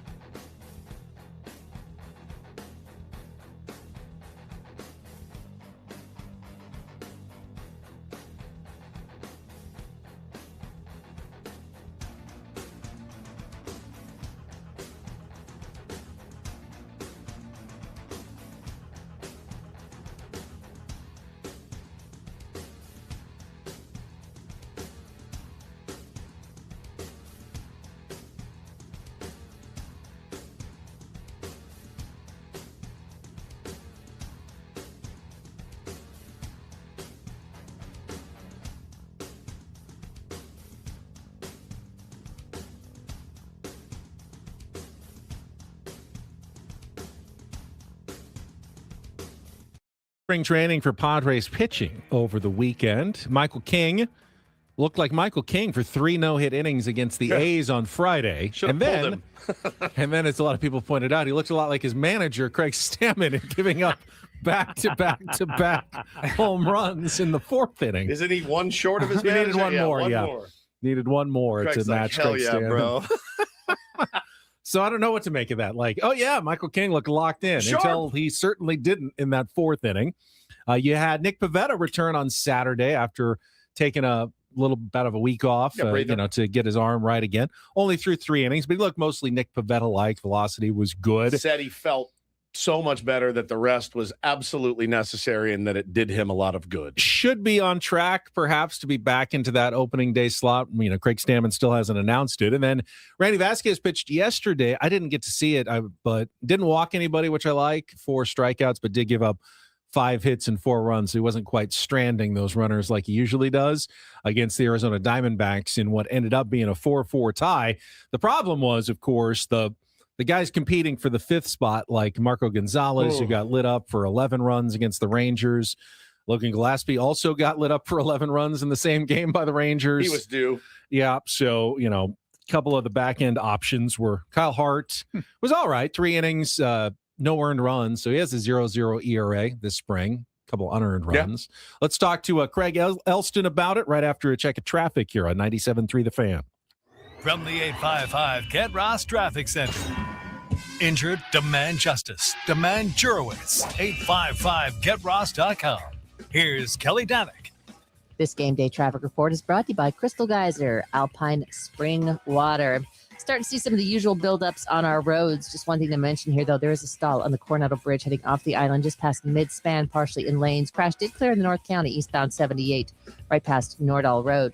What makes Crystal Geyser Alpine Spring Water different? They always bottle their Alpine Spring Water less than 1.5 miles from the spring source. And all of their bottles are made with 50% recycled plastic from their own recycling plants. Crystal Geyser, bottled at the spring source. I'm Kelly Danick with Ben and Woods, San Diego's #1 sports station, 97.3 The Fan. And Craig Elsten joins us now on our SDCCU fan hotline. It's not big bank banking. It is better. Yeah, the Padres went from, maybe we'll do a 6-man rotation. We get all these great veteran back-end options to, can we cobble together a 4-man rotation and then use the off days and the bullpen to cover the rest of April? Every year. We do it every year. We do it with the bullpen. We do it. We got so many first basemen. I don't even know what we're going to do with them all. We do it every year. And next year, I'm going to put we're going to be locked out next year, but when baseball comes, I'm going to put my foot down and say, don't talk about any surplus that we have. I think you guys are forgetting the central premise of Padres Hot. Baseball is stupid and no one should watch. Correct. Come on. Correct. These are, especially spring training. Yes. You should never watch spring training. Never. It only serves to harm your interests. We are at the point officially of spring training when I'm like, I don't care. I'll see you on opening day. I don't care about the results. We've got 9 days or whatever left. Let me know how it shakes out, and then we will see how it looks against Tarek Skubal on opening day, Craig. And guys, so much of this too, again, this is kind of like an old saw rant against spring training, but we come into February, the battles for the 5th starter spot. Well, guess who's going to get it? The guy they gave a major league contract to. Yeah. German Marquez, who has been almost unilaterally horrible and has looked every bit like the pitcher who went 3-16 and was literally statistically the worst pitcher in baseball last year. Well, Bud Black came in and they had to give him something other than a gift basket on the way in. And so apparently they gave him German Marquez on a guaranteed deal. So therefore, German Marquez makes the team.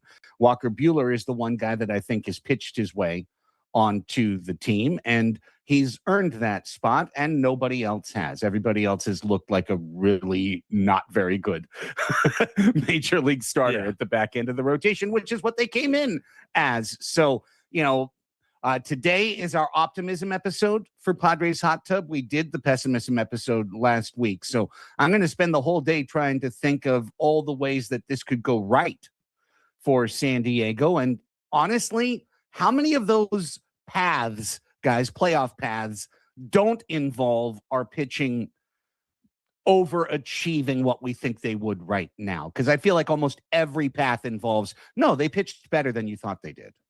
Yeah, I think that's fair. I think the path to playoff success. Listen, I mean, we saw what a hot start can do for a team last year, certainly, and nobody was blown away by the offensive lineups that they rolled out there on opening day.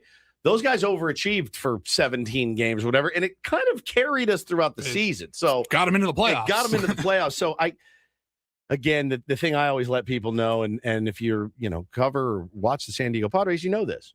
This team, what it looks like next Thursday ain't going to be what it looks like on August 3rd. If they need pitching, they'll find it eventually. But can you stabilize? Here we are talking about stabilize. We haven't even played a game yet.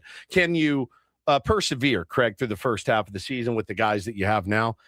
It's anybody's guess at this point for most teams, but Padres they're one of them, certainly.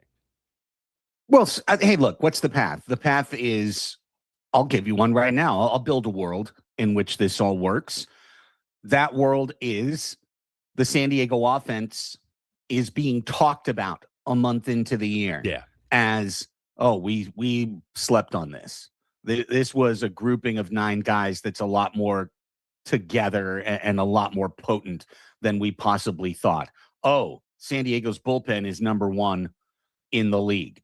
So they score 5 in the first 4 innings. They give up 3, and then they go to the bullpen, and they've got 6 guys who can close it down. And Morgan is stepping up, and Morejon's as good as he was, and Adams as good as he was, and on down the line. That's how you can do it.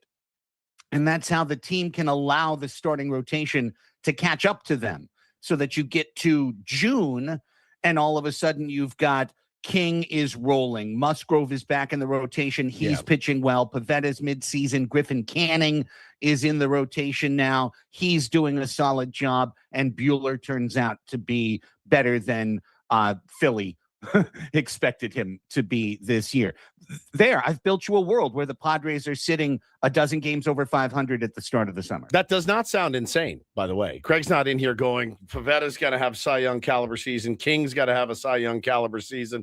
Musgrove's got, you know what I mean? It's not out of the realm of possibility. Also, because of this bullpen and the depth in the bullpen that they have too, they will be shuttling some guys back and forth. There's a ton of depth in this pen. I feel like all you have to do is find a way to be tied or maybe down 1 after 5 innings. And you're going to have a really good chance to win a lot of games with this bullpen, Craig, because we talk about, surplus don't count on anything.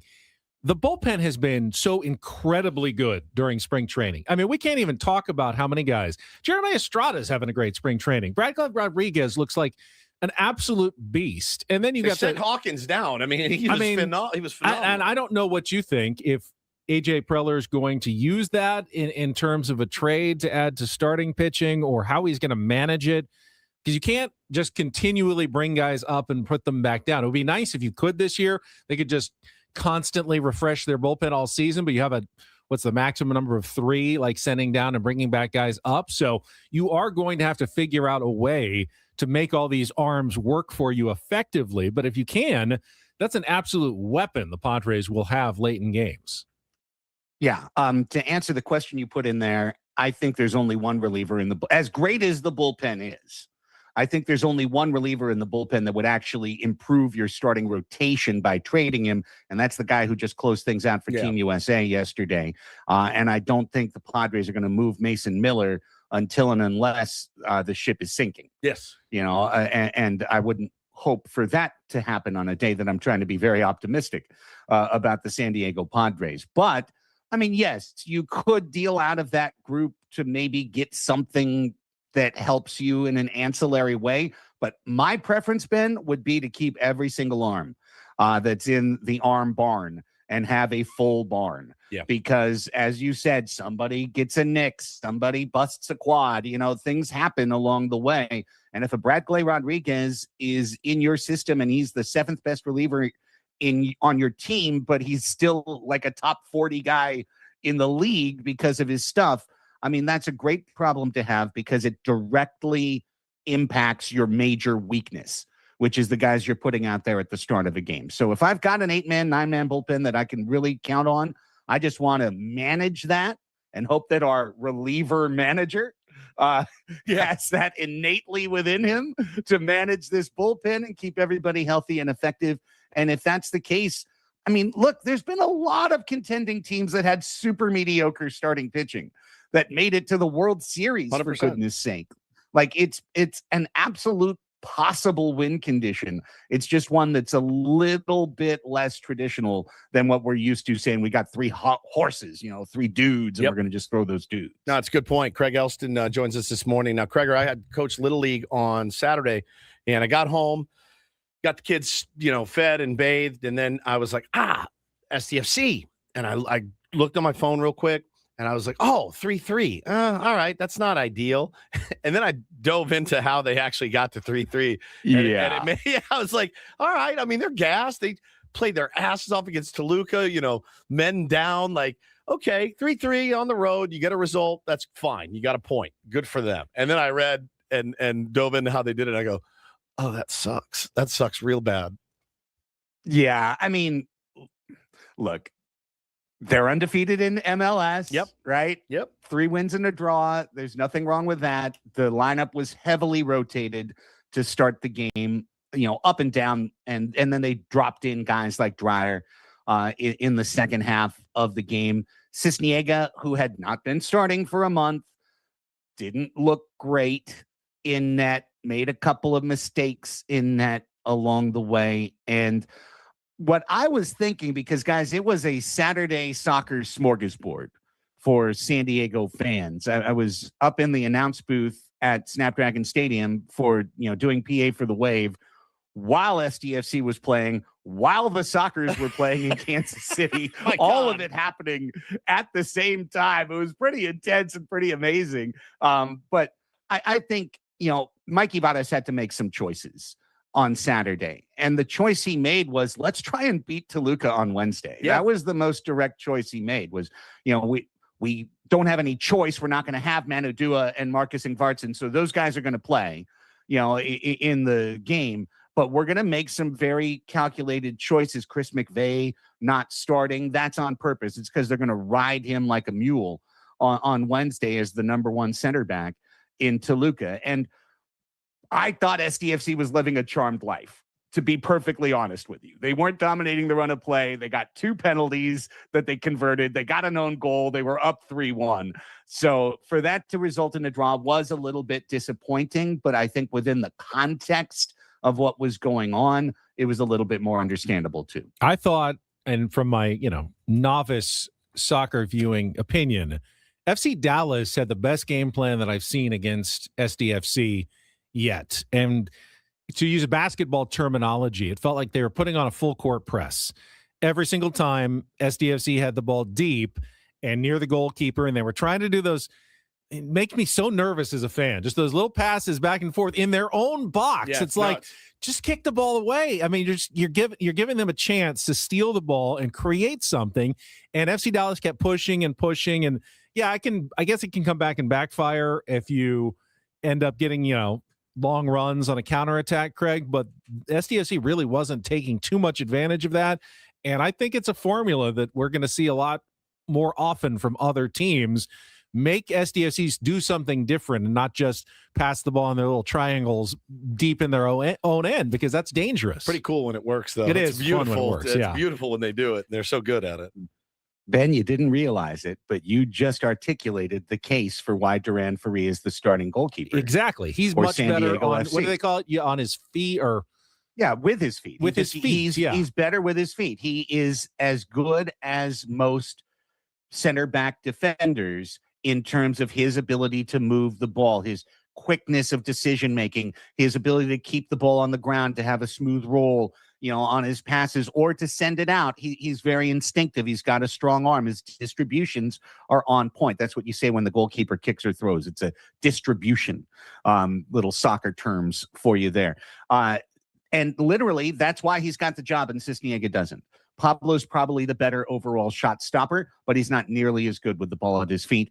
And you heard Mikey Vada say it about the Toluca match. When they lost a man, what they said was, we're going to continue to play up the top of the game, up the top of the formation, like nothing's changed. And in the back, Duran, you're now the center back. You're the keeper, but you're also the center back. So we're going to funnel the ball through you. We're going to expect you to move it. We're going to expect you to be positional. And he helped them in that way. That's why Ferri is going to start Wednesday in Toluca. I'm convinced of it. I would agree. Such good insight, man. Yeah, I love it. Really appreciate it, Craig. We'll be looking buddy. forward to that match, and we will talk to you again next Monday with more insight. Thank you. You bet. Take care, boys. There's Craig Elsten on our SDCCU fan hotline. Yeah, I'm glad it's not just me, but, the 19-year-old kid, Duran Ferri, they just look better as a team when he's in goal compared to Cisniega, who, as Craig said, maybe better at stopping those shots. But, SDSC doesn't give up a ton of shots over the course of the game. They need someone who really controls that back of the defense well. If I were a goalie and you were a goalie, Paulie too, maybe, if you did get the ball, the panic that I would feel to just boot it as far as I could down the field every time. What's he? No. Just outlet. No. I'm booting this thing as far as I can. I shudder to think of, Mikey Varas tuning in on his way down to El Cajon for practice, going, these guys, idiots, no idea what they're talking about. But watching that match, it just felt like Cisniega kept waiting, trying to decide, as FC Dallas just kept charging up to them. It's like, come on, let's move it a little faster. Let's go. Let's get the ball out of your own end, where they're continuing to put this dangerous pressure on you the entire match, and you're not really able to hold on to it on your back end. It was, it was worrisome. It felt like they were lucky to have the 3-1 lead, and then FC Dallas, did what usually SDFC does to other teams. Yes. They just kept playing aggressively until they eventually tied it. It's a cool feeling as a sports fan of a team to be like, Way to go. Way to go on the road after a really tough match and get a point. You're disappointed in the result, the getting a point and still undefeated. And you're like, expected more from you guys. What's happening? That's what they expect from themselves, too, though. So I'm really excited for that match on Wednesday. That's going to be right. But ultimately, if you win all your home matches and get points and on your road matches, you'll be the best team in history. Yeah, you'll be the best team. You'll be incredibly, incredibly good. Yeah, that's great. We've just raised our expectations and standards so high so quickly with SDFC that, it feels kind of disappointing that they let 2 points get away there in Dallas. And now they're staying in Dallas. I don't know if they've flown out already, or they're going to do that last minute thing that Dutch would do when he would go to high altitude. So they're not there for too long. So you don't want to get them there and get them acclimated. It doesn't really work. It's better to just fly in and there's go. definitely different theories on it, but the one that I keep reading about that Mark Ziegler usually writes about is if you go within 24 hours, your body doesn't really react badly to it. It's once you stay there for 48 or more hours that you start getting the exhausted, winded feeling like you can't get your oxygen. So I'm not sure what their plan is. I know they didn't come back to San Diego, though. I think they were staying in Dallas for a couple of days, then fly down to Mexico City for that game on Wednesday, but I'm not exactly sure when they arrive. So you're good. Mikey Varis, there's no way he's listening if he's still in Dallas. He's not listening right good. now. Well, he can listen on the Odyssey app, wherever he could, or wherever he is. Or watch on YouTube in his hotel room. Yeah, you could do that. But, the big game on Wednesday, because they need a draw to advance from Toluca into the round of 8 of the CONCACAF Champions Cup. We will come back. We still have Take on Woods. We got Spring Training Sammy to join us from Peoria in our 8 o'clock hour. Broadcasting live from the Bill House Studios. We know how. It's Ben and Woods on San Diego's #1 sports station, 97.3 The Fan.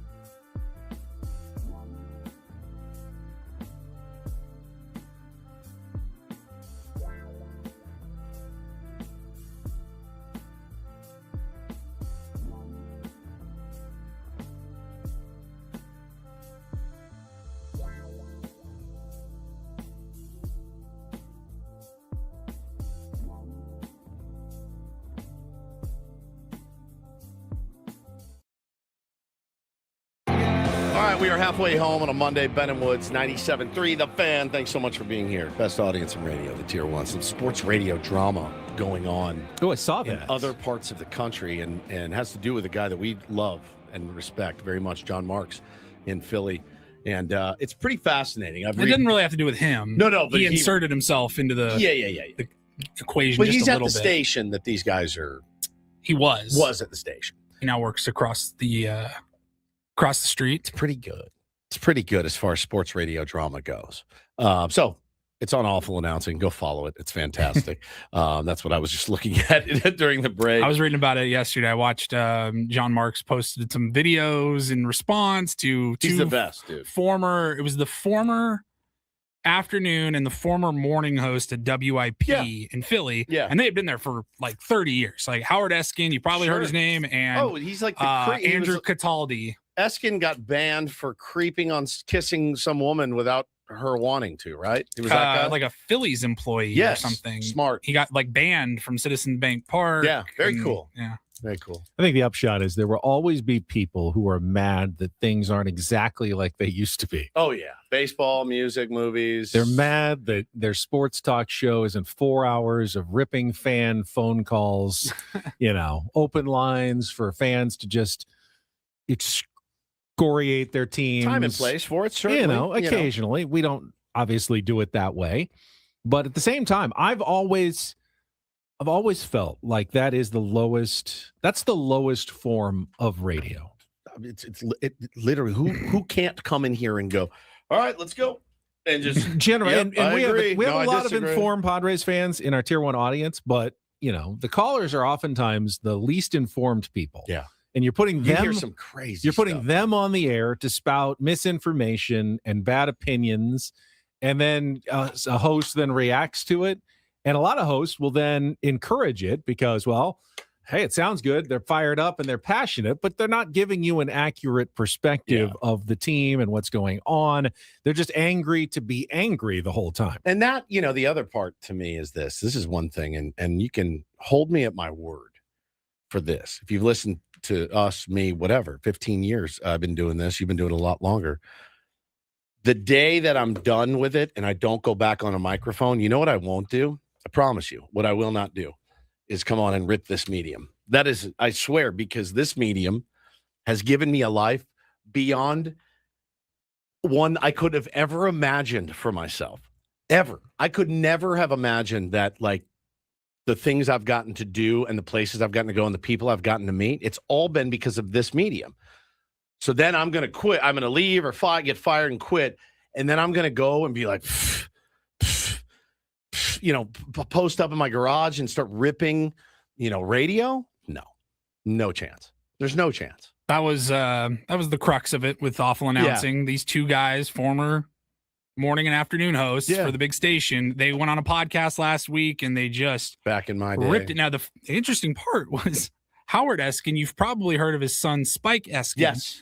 He hosts afternoons now on that station. So he's the program director too, I believe. Yeah. And so he's ripping that. Howard Eskin said, I only saw a clip of their podcast. He's like, yeah, we don't really talk about radio, me and my son, because we don't agree on it. Yeah, you're crapping all over my station, Dad. And then John Marks, our buddy, got in and he goes, what are you guys doing?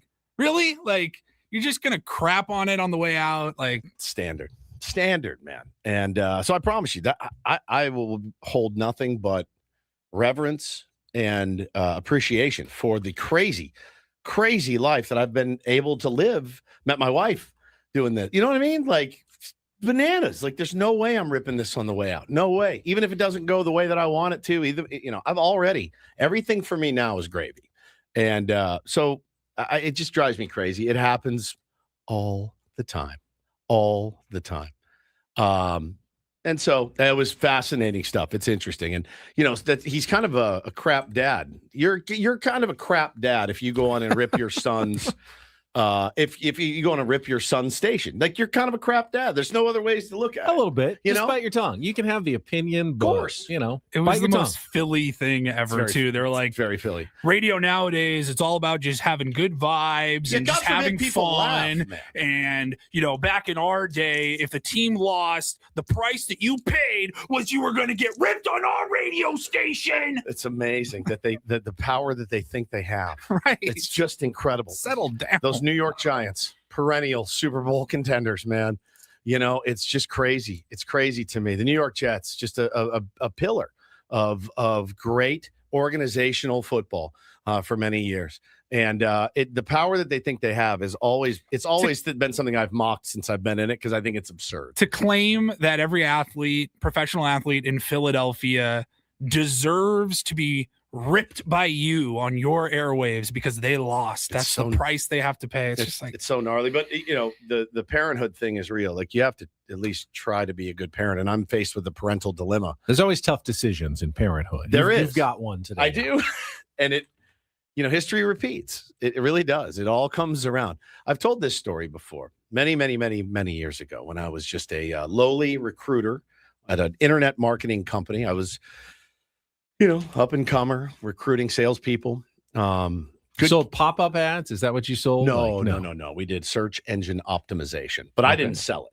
I was recruiting SEO. I was recruiting people to come sell it. I don't really know what that is, but listen, it's when you look at local radio, Ben and Woods pops up first, right? If you Google it, search you engine. pay for that, or how does that work? Oh, You pay for that? Yeah, of course.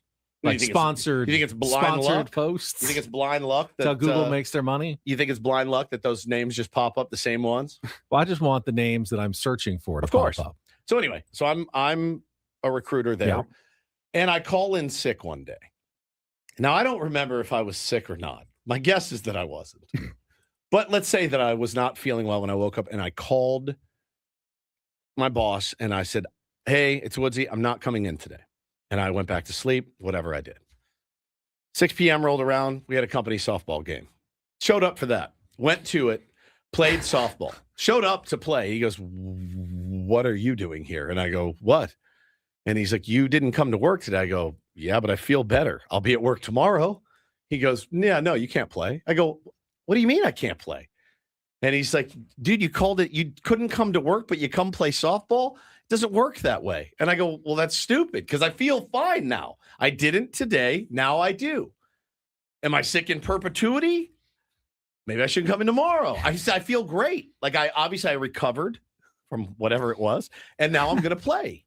And so he actually didn't let me play. He sent me home and brought me in the next day. We talked about it, Colson, it's kind of a wild move. It was. I was 24 at the time, a moron. I see your point. I think I just understood your point. What if you went to work? Let's say, what day of this week? Tuesday. I think it was Tuesday. Let's say you go to work on Monday, but at the end of the day, you start feeling sick. Correct. And you don't really get to enjoy your Monday night at home because you're sick. Yep. And you're sick Monday morning, but then by Monday or Tuesday morning, but then by Tuesday afternoon, you're feeling better. You had your 24 hours. Felt great. And just because it happened to be the previous time that you were like, I was home feeling terrible on Monday, but I went to work.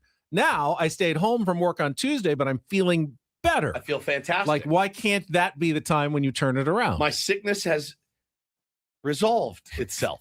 So magically, Paulie. Sicknesses don't all resolve themselves at 9 a.m. on a weekday. Correct. Tell you what, how about this? If they had a team building exercise at happy hour instead of a softball game that night, would you have been healthy enough to go to that? I probably would have gone to that. Back in those days, yes. I probably would have gone to that.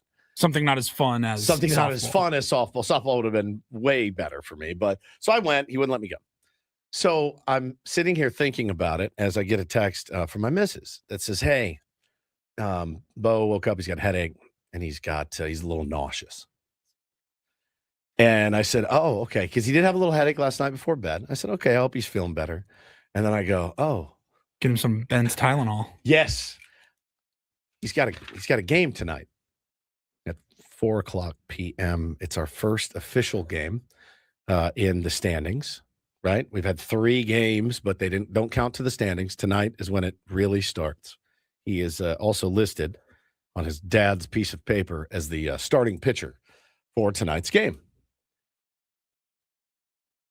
So I texted her. I go, "What, are you going to keep him home?" She goes, "Yeah, I'm just going to keep him home. Just doesn't feel good." I go, "Status for the big game? Question mark."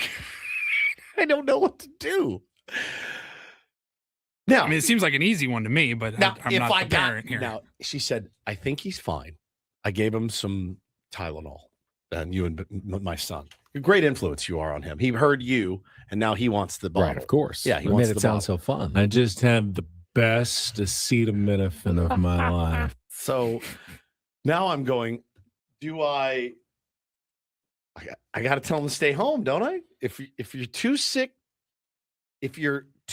to miss school, you can't very well play in the big game tonight, right? I mean, right? Like, that's what my boss told me. That would be the standard operating procedure as a parent. Like, if I got home today after the show and he was like, "I don't feel good," obviously I'm not. But if he's like, "Hey, no, I feel fine," do you know if it was presented to him, "Hey, if you stay home from school, it was you not. can't play baseball tonight"? Because I bet he would have, that headache would have gone away real quick. It was not. It was not presented to him.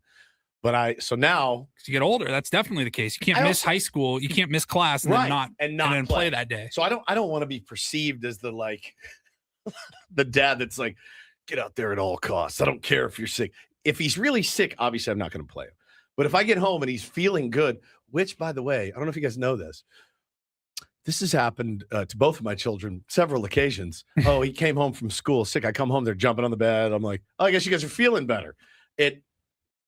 You never know if you can really buy it, if they're sick or not, but you let them stay home. You do whatever you no problem. I'm going to work from home. What do I do? What would you do if it wasn't your kid? What do you mean? Let's say another of your best players wasn't at school that day, but showed up for the game. I wouldn't care. You're not the one in charge. This is a parental decision, not a coaching decision. This is a parental decision, not a coaching decision. Right. Do I So- want him to play tonight? If he's healthy enough to play, yeah, I say I you need just- him to play. You let Hannah decide. And if he shows up for the game, you can play him. And if he doesn't, then you can't. So she makes the decision. Yeah. Wonder if he's listening right now. Yeah, the thing with little kids, you never know if they're. You're the coach. You can only play the players that are at the That are game. But there. once he's at the game, you can use him. See, Matthew says you got to let him know school's important as ball. Can't let him play. Matthew, what if he just didn't feel like going to school today? That's what he's saying. That's exactly what it, That's what he's saying. Maybe what if his headache goes away and he feels fine at 12 when I get home? This would have been an excellent opportunity to test how committed are you to wanting to do something after school. C20 says no school, no game. If sick, that's how we roll. Make him go sit on the bench. But I do feel like you have to present that to them beforehand. Yeah, it's not fair if I come home today and be like, "Oh, you're feeling better? Sorry, you're rotting." Maybe if he's feeling good, he plays tonight. But I tell him after, "Hey, look, next time you stay home from school, you can't play." There's always the possibility. It's only 8:14. You go like after recess and you put in your last 4 hours. Like, "Hey, I started feeling better in the morning, so I went to school. to school later. Now and it's you funny. get credit for like sucking it up and getting And a few going. hours done. You may have missed a little bit in the morning, but you've done that move before, Paulie. Did that a few times. Yeah. Actually, I had to go back home because I wasn't as healthy as I thought I was. I threw up but when you I got tried, to yeah. school. See, Trav says if he's good at 2 p.m., you play him. Sometimes kids need a day at home. I do agree with that sentiment, Travis. The interesting thing, though, he can't really go to school later because they're on they have half day week this week, all week, followed up by not 1 but 2 weeks of spring break. That's a rookie move for him to be on a half sick day. on a half day. Maybe that tells me he's really sick. That's a rookie move. You always save the sick days for the full day. For the full days, not the half days. It's true. It's true. Bee's niece says, my mom would laugh in my face. My mom was pretty lax. Look how that worked out. Now, because I go, "Mom, I don't want to go to school." She's like, "All right, just fine." Now, we had that issue with our kids as well, where, not sure that they're really sick, but they said they're sick. They say they're sick. And then you have the time where you just had it and you send them to school going, "No, you have to go to school today." To go. And they go and they throw up all over school and you feel like the a big absolute turd. Yeah. worst I'm parent the worst. I've for done that. making your kid go to school, and they turned out to be actually sick, and you didn't believe them. Maybe There's no worse feeling than that. No, there's not. Maybe he is sick because it is a half day. It's a screw off day anyway, right? You go, you do some stuff, you play, you eat lunch, and you go home early. You get up. He gets up 2 hours early today, so maybe he really is sick. Maybe he'll still be sick this afternoon, and he won't be able to play. And maybe the decision will be out of your hands. I have to find a new starter. You will. I'm going to have to pivot. These are the decisions. But you got another game probably later this week, and you can probably put him in. Yeah, push him back. Yeah. You know. Yeah, I think we can, we'll be fine without him. Next man up, all that good stuff. But it's one of the many conundrums that you face. Now, again, I'm not there. I didn't see, I'm getting all of this info secondhand. So I didn't see the look on his face when he's like, Mom, I don't feel good. Of course you're going to be sympathetic to it. But if I get home, he's like, hi, Dad, I'm ready to go. Got to let it rip. And then warn him the next time this happens, because I did not establish that rule with him. He didn't know that. So I go in, see how he's feeling. Then I establish, hey, next time, this is the last time. Next time you stay home from school, you don't get to play football, baseball, basketball with your friends in the street, iPad, whatever it is. But I did not ever establish that rule. It's important the rules are established first. So he knows, what rules he needs to follow. I think that's fair. It's amazing how quickly kids can heal, though. It's really, and adults, Paulie. Oh, yeah. To be honest, when I was coaching freshman baseball, I'd always have a kid or two, probably like once a week, somebody would come up to me, Coach, I'm a little sore. I don't know if I could do all the running and the stretching. Yeah. I probably shouldn't throw today. Sure. I'm like, yeah, okay, that sounds good. Thanks for coming out today, but we'll just have you sit on the bench and still, pay attention. Take it to the house, even if you want. Whatever you need to do. And they go, I can still hit.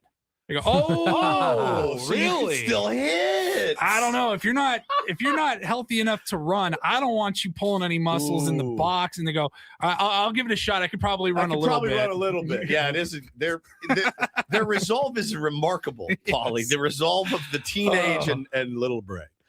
Nick wants to know what half day week is for. I don't know, man. Not parent teacher conferences. Do you have one? I No, don't, actually. Yeah, that's probably why.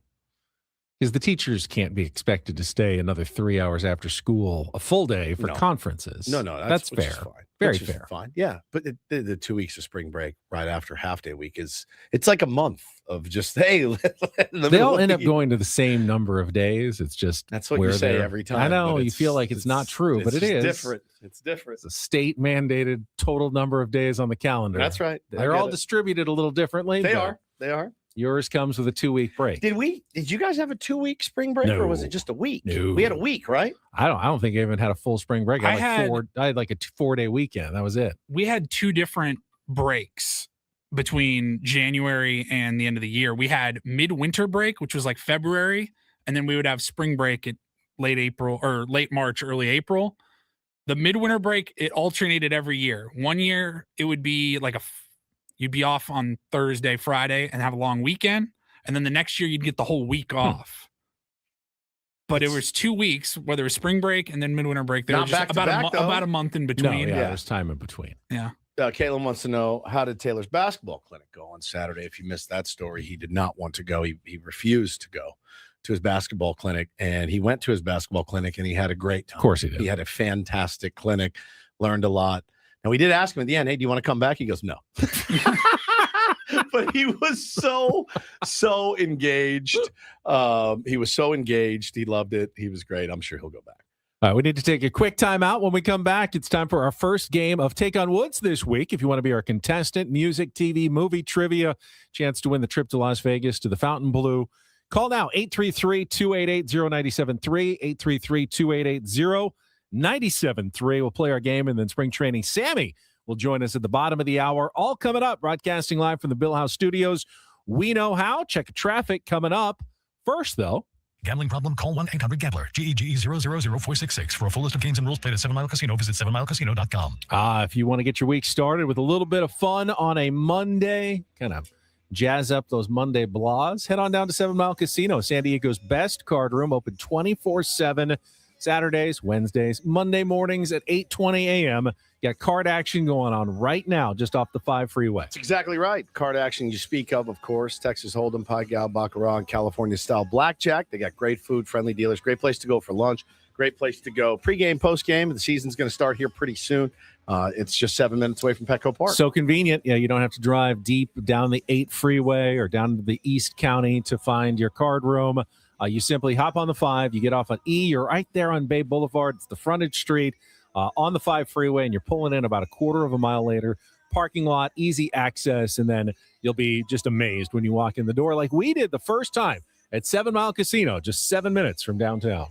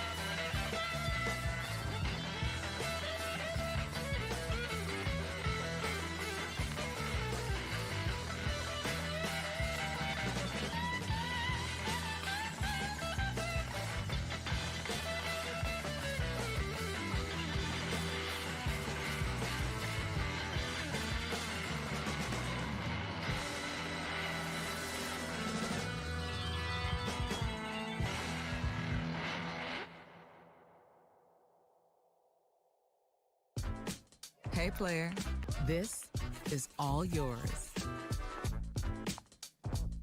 This room with this view. This speakeasy with this cocktail. Hey, could you make that too? This spa with this. Ah. And this pool on this roof. This is all for you. The all-new Hamul Casino Resort, now open.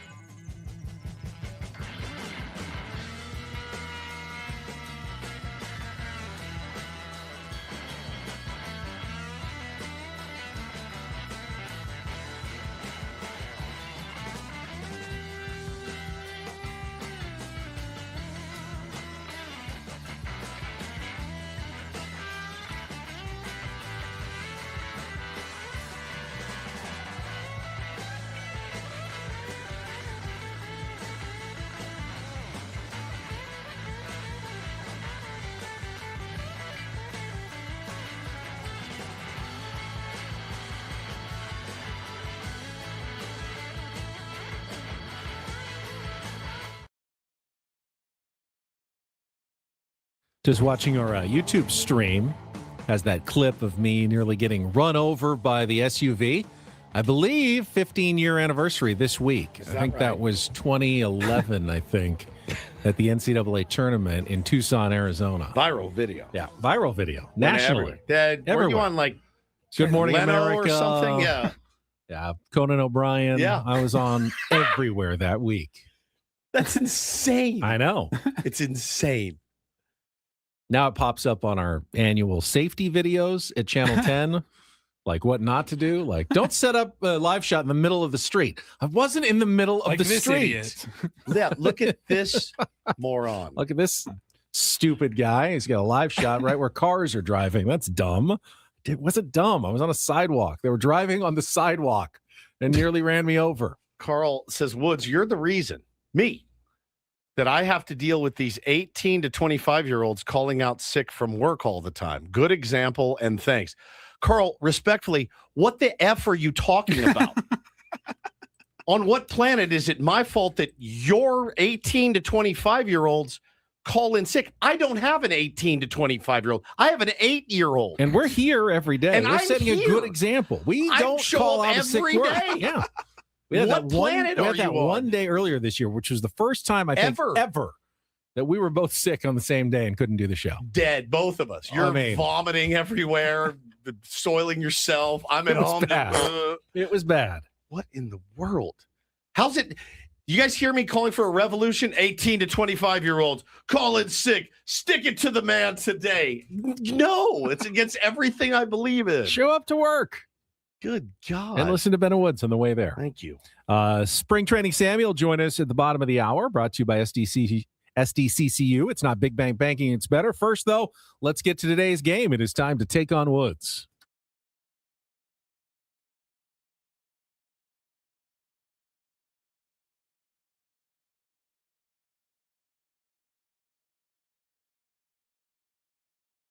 Take on Woods brought to you by Bay Alarm, security and fire alarms for every business. We got you, and let's try line 4 here. Is this Mark? It's me. Hey, Mark, would you like to play a little Take on Woods? Yeah, I'm bummed I'm not taking Woods on with my kids in the car. No, that's all right. You can always go back on the Odyssey app and play it for them later today. You get your choice of categories. If you can beat or tie Woods, you will qualify for our grand prize drawing this month, a 2-night stay at the Fontainebleau Las Vegas and a $150 resort credit. March is here. Watch all the games at the Fontainebleau. Watch parties, expansive screens, great food and drinks, and the pools and day club are open. Book your stay at FontainebleauLasVegas.com. All right, here are your choices. In music, all 2-second songs. It's Whistle While You Work, songs with a whistling element. TV, Alien Invasion, 5 TV shows about aliens living among us. And movies, Always a Woman to Me, 5 movie titles that contain the word woman. So, music, Whistle While You Work, TV, Alien Invasion, or movies, Always a Woman to Me. Mark, what would you like to play? I'll go with the woman. Always a Woman to Me. We got another movie category today. I think we did girl last week. Now it's woman. 5 movies that contain the word woman, singular, in the title. You'll have 60 seconds to answer as many as you can. Pass if you don't know one. We'll come back to it if there's time left on the clock. First questions are 2-second movie clip. Paulie will play you a little bit of a movie. You need to identify the movie based on just that clip. Mark, you ready to play? Let's do it. All right, let's put 60 seconds on the clock. The category, Always a Woman to Me. Your time begins when Paul plays our 2-second clip. Good luck, Mark. Let's take on Woods. Scent of a Woman. Correct. Which 1990 movie turned Julia Roberts into a superstar for her portrayal? Pretty Woman. Correct. Gal Gadot stars as the Amazon warrior Diana. Gal Gadot, stars as the Amazon warrior Diana, armed with a lasso that compels the truth, in which live-action DC Comics movie from 2017. Meg Ryan plays an alcoholic school counselor and mom married to Andy Garcia, in which 1994 film named after a Percy Sledge song. Oh, geez. Pass. Lily Tomlin keeps getting smaller and smaller, in which 1981 science fiction comedy? Drinking Woman. I need more. Oh, wait, what more do you need? I need another 2 more word. words to that title. The Incredible Shrinking Woman. Correct. Gal Gadot stars as the Amazon warrior Diana, armed with a lasso that compels the truth, in which live-action DC Comics movie from 2017. All right, we got 3 there. That was Wonder Woman. And then When a Man Loves a Woman was Meg Ryan and Andy Garcia. You got the other 3, though. Let's bring Woods back in and give him the same 5 questions in the same 60 seconds. Mark, hang on the line. All right, it's movies today. What? Movies. Oh, okay. Movies today. Movies today. All right, let's put 60 seconds back on the clock. Movies. Start with our 2-second clip. Thanks. Time begins when Paul plays the clip. Good luck, Woods. Let's take on Mark. Oh, Son of a Woman. Correct. Which 1990 movie turned Julia Roberts into Pretty Woman. Correct. Gal Gadot stars as the Amazon warrior Diana, armed with a lasso that compels the truth, in which live Wonder action. Woman. Correct. Meg Ryan plays an alcoholic school counselor and mom, married to Andy Garcia. When a Man Loves a Woman. Correct. Lily Tomlin keeps getting smaller and smaller, in which 1981 science fiction comedy.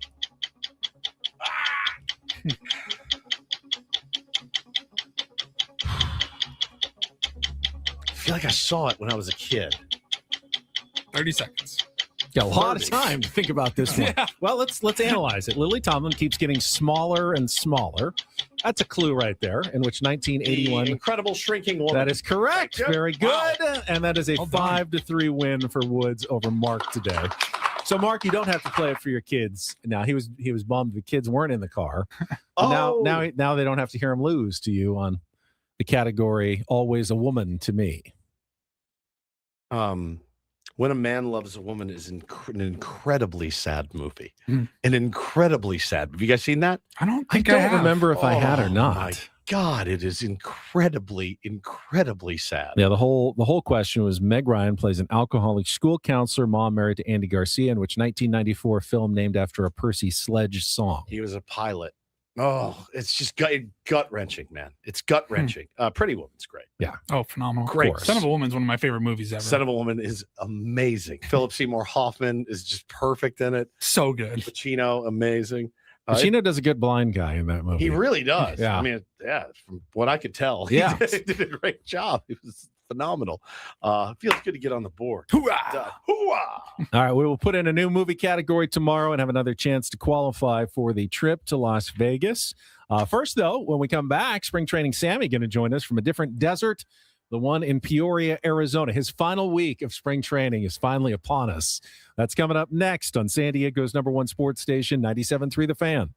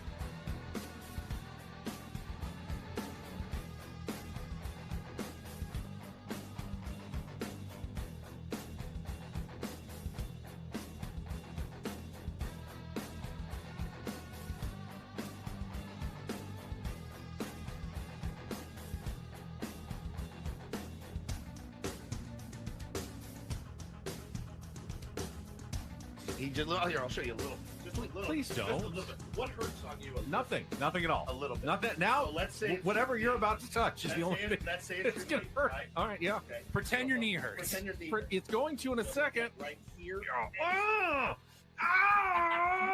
That is not pleasant. Hey, player, this is all yours. This room with this view. This speakeasy with this cocktail. Hey, could you make that too? The spa with this. Ah. And this pool on this roof. This is all for you. The all-new Hamul Casino Resort, now open.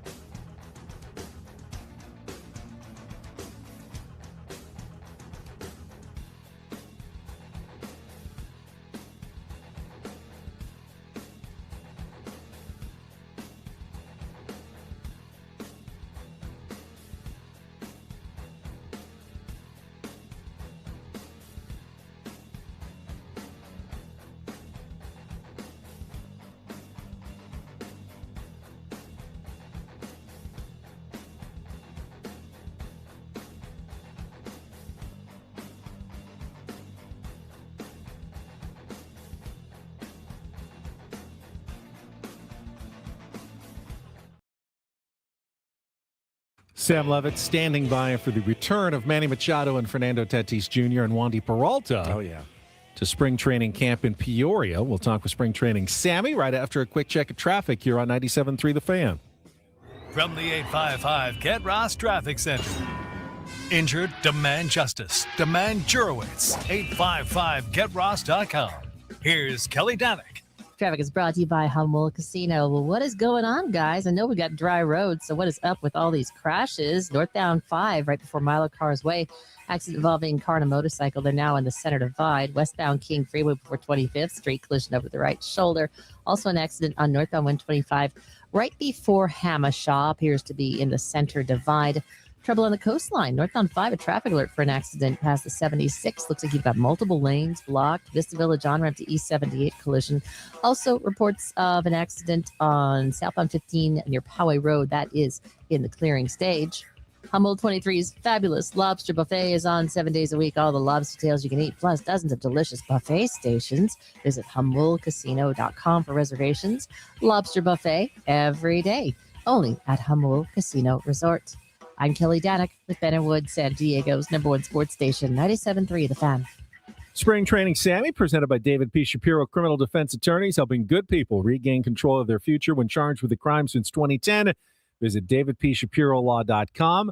I would imagine Manny and Tatis and Wani get a travel day, maybe back tomorrow. But Xander was already back over the weekend, Sammy, returning from the WBC, and teammates soon to follow. Final week of spring training. You've almost made it. Yeah, it's always a sign that we are close to the end of spring training when the trucks show up to go the other way. They make a big deal out of truck day going from Petco Park to Peoria. I can tell you this morning, the trucks are getting ready to go the other way with all the various equipment and things beyond, I think, what guys can carry with them back. So we're getting close. We're now a week away from breaking camp after the game a week from today. So beautiful day in Peoria. It's about to get really, really hot here over the course of the next week, which is going to be interesting. The good news is we have night games on Thursday and Friday. I'm kind of interested to see if any of the games beyond that get moved to the nighttime. There have been teams that have been doing that throughout Arizona, moving their games to the evening in anticipation of what's going to be like 105, 106 here towards the end of the week. So we'll see. Man. And so they'll break camp a week from today. They'll play one more game a week from today. Then they'll come on back. They'll do some workouts at Petco Sunday's Park. the last game, isn't it? Is Sunday the last game? I think so. Monday. Oh, Monday. There is a Monday game. Okay. There's a Monday game. And then they wrap up, head on back, and then they'll do some workouts at Petco Park. And we're off and running, man, a week from this Thursday, which is insane. And yeah, we talked earlier in the show, Sammy, about, I guess the lack of grabbing the bull by the horns for the 5th spot on the San Diego Padres. Where do you kind of see where we stand? Well, I think as far as the 5th spot in the rotation, I think you're probably at this point talking about even more than that as far as what you need. I mean, the fact that Joe Musgrove has not hit the mound yet again, and we're now a week and a half to opening day, never put it past Joe, but, I know there's been some reporting out there about maybe that's not going to be realistic that he's there for the first turn through the rotation. I tend to agree with that. I mean, we're sitting now a week and a half away from opening day, and he still has not started to get back on the mound and start that progression again. So you are probably, I think, looking at a situation now where you're looking to either fill 2 spots in the rotation, Woodsy, or, and I think this is a really interesting question as we get closer to Monday, or maybe with the off days that are built into the early part of the schedule, maybe you utilize this bullpen those first couple of turns through the rotation. I have a very close eye right now on Kyle Hart, who has been very, very good here at spring training, who I think the Padres view as somebody who not only can be a lefty weapon, but is somebody who can eat innings. He threw 3 innings the other day, somebody who could start games. And could you see a scenario the first couple of weeks of the season where you have an opener and then you have a bulk guy, quote unquote, in Kyle Hart or Logan Gillespie? Gillespie had a tough outing his last time out, but aside from that, has been very good. And I put on top of that, and I think this kind of builds into the rotation conversation as well. I don't know that Jason Adam and Yuki Matsui are going to be on this opening day roster. Yeah. Adam has done everything he's been able to do to progress. He threw a simulated game again the other day, has not thrown in a Cactus League game. The impression I get while he's ready to go, I think they may want to get him some more outings in real games, whether that be Cactus League games, a mix of the backfields here, and extended spring training, minor league games. We'll see how it shakes out. And Yuki has not appeared in a simulated game yet. So to me, again, a week and a half away from opening day, it seems like those guys, maybe are going to be on the outside looking in as far as being ready for opening day, which then brings me back into, well, you may have some spots open in that bullpen where you could put Kyle Hart on the roster. You could put a Logan Gillespie on the roster, and maybe that becomes a situation where, your quote-unquote 5th spot, maybe is more bullpen-ish than anything at the start of the year. But it also could be Walker Buehler and German Marquez make this team, and they're your 4 or 5 out of the gate, and you roll with that until Joe is back. I can almost see the eyes rolling around San Diego. You're not a serious team if you've got Kyle Hart in your starting rotation, but you forget, last year Kyle Hart was in the starting rotation for the first month for a 90-win team, and probably a worse version of Kyle Hart was in the starting rotation for the first month last year. And I don't think necessarily it would be a situation where he starts. He could be kind of a bulk guy. I think when you consider what Kyle Hart has done, when you consider kind of what he brings to them and the strength of the bullpen, I know Kevin Acee wrote an article about this, I think it was yesterday, about the idea that maybe they could get creative early in the season, especially with some of the off days they have. I think that's a very, very interesting conversation, especially when you consider the idea that Joe's not going to be ready at the very start of the season, and you're going to have to fill a couple of quote-unquote spots in that rotation, and maybe it is a little bit more creative than just saying, okay, Walker Buehler, you're on the team, okay, German Marquez, you're on the team. I do wonder if they'll get more creative, and they may have a little ability to do that because they do have guys like Hart and Gillespie who perhaps they view as guys who could eat innings even if it's more in a bulk role. And I did see, talking to Spring Training Sam here, I did see Sung Moon Song is back on his hitting regimen. I think started today, maybe yesterday, but he's swinging the bat again. You know, again, there's some interesting names that are out there for the bench. You know, look, you have a really good idea about 95% of what's going to be making the trip out here to San Diego in a week, Sammy. But those last couple of spots, bullpen wise or rotation wise, and then of course utility wise, it makes it interesting. And guys are playing well. I mean, you know, again, I hear from my guys at Mad Friars, like, don't get all excited about Romeo Sanabria. All the guy does is just mash and hit home runs and doubles and drive in runs. It's pretty cool. But there are names out there, Sammy, of guys that are fighting for that last bench spot too. Yeah, I think Sanabria, he's already in minor league camp. Yeah, he's in minor league camp. You know, I tweeted this out yesterday. I just think he's somebody to keep an eye on in the minor leagues this season. I don't think you're going to see him in the major leagues this year unless he goes absolutely crazy. But he's somebody to keep an eye on. I like him. He's a good kid. He hits the ball to all fields. He's big. He's strong. Just keep an eye on him. He's done really nicely here at Spring. But as far as the bench spots, look, the idea again, whether Song will be ready for opening day or not, I don't know. I mean, he's just starting to swing in a swing progression for something that's now flared up a couple of times. Is he going to be on the opening day roster in a week and a half? I'm a little doubtful, but never say never. If he isn't, then yes, it opens up essentially another bench spot, brings you to 2. And I think it's very, very possible that a Jose Miranda or a Ty France takes one of those spots along with Bryce Johnson. And it makes a lot of sense based on what they need and the roster composition. So I would be this final week really laser focused on Miranda and France. That's not to say that a guy like Mason McCoy couldn't make it. He's already on the 40-man.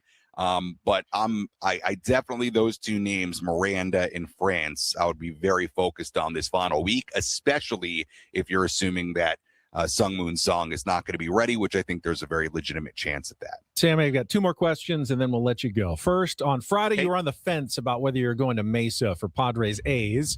At the very least, Michael King, any reaction from his 3 no-hit innings followed by 3 straight home runs in the 4th?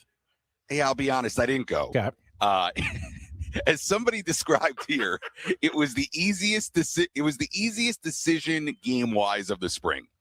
Friday in Mesa, lineup wasn't, particularly interesting. King was pitching, but in respect to Michael King, there's a compliment.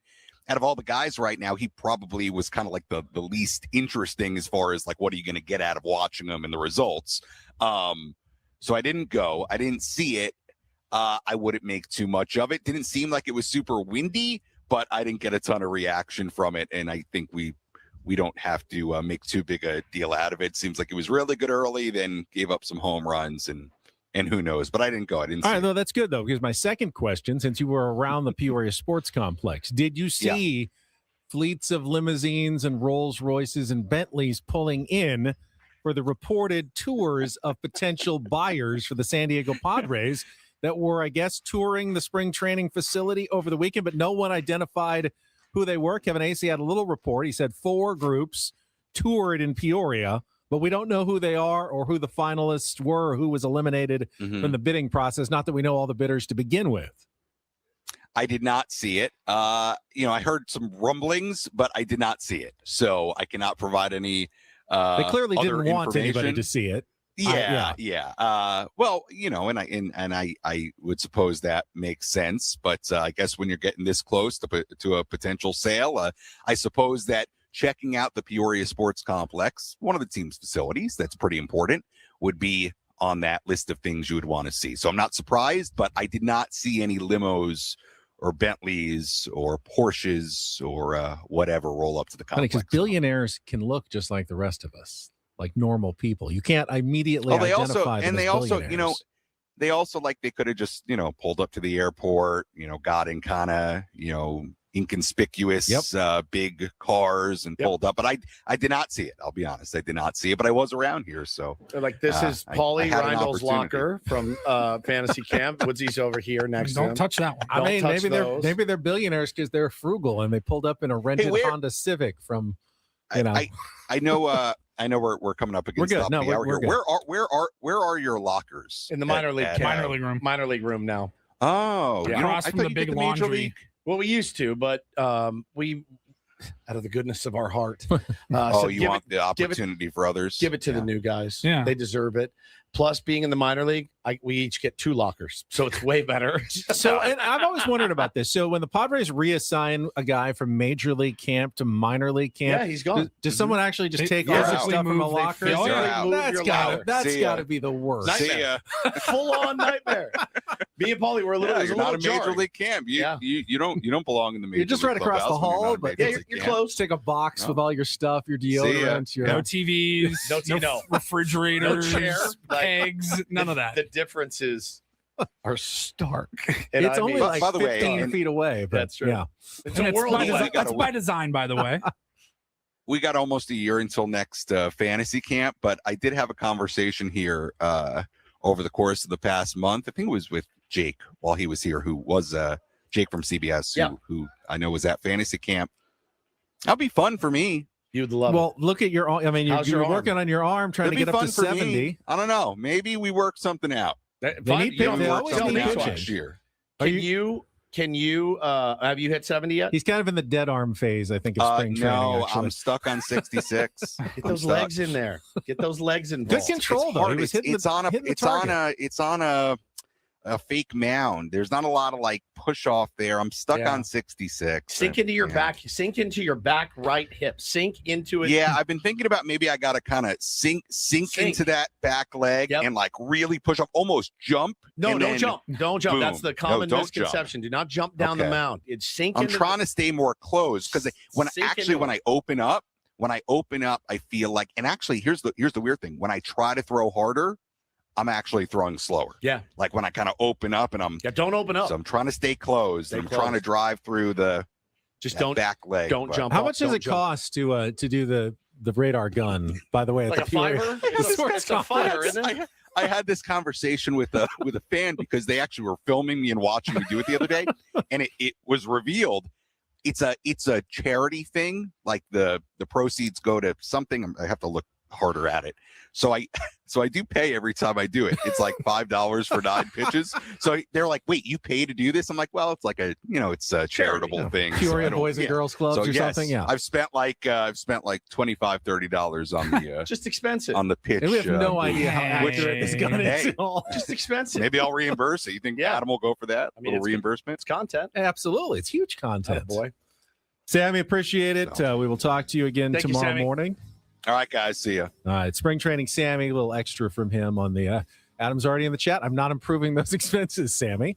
That's great content. Sammy's quest to hit 70 on the radar gun at the Peoria Sports Complex. All right, we'll come back. Paulie's got some Reindl Report headlines. I think he's the only one of us who watched the Oscars last night. So we'll get the movie update and more coming up next year on 97.3 The Fan.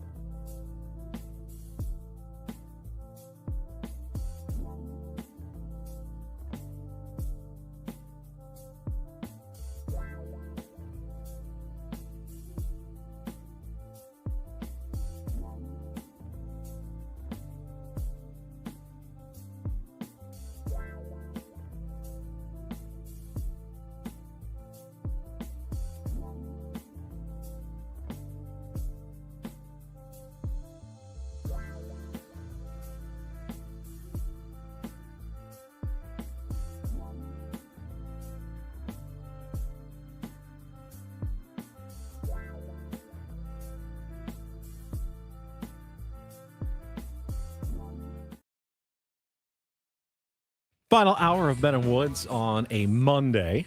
Big week, of course. Start of the NCAA tournament. Final week of spring training. Oh, man, a week from Thursday, we will be broadcasting live from Baja Ricks for opening day. Hope to see a ton of, I don't need to hope. I know you're going to be out there. Yeah. A ton of tier ones will be out there. Get you ready for the 1 o'clock first pitch against the Detroit Tigers.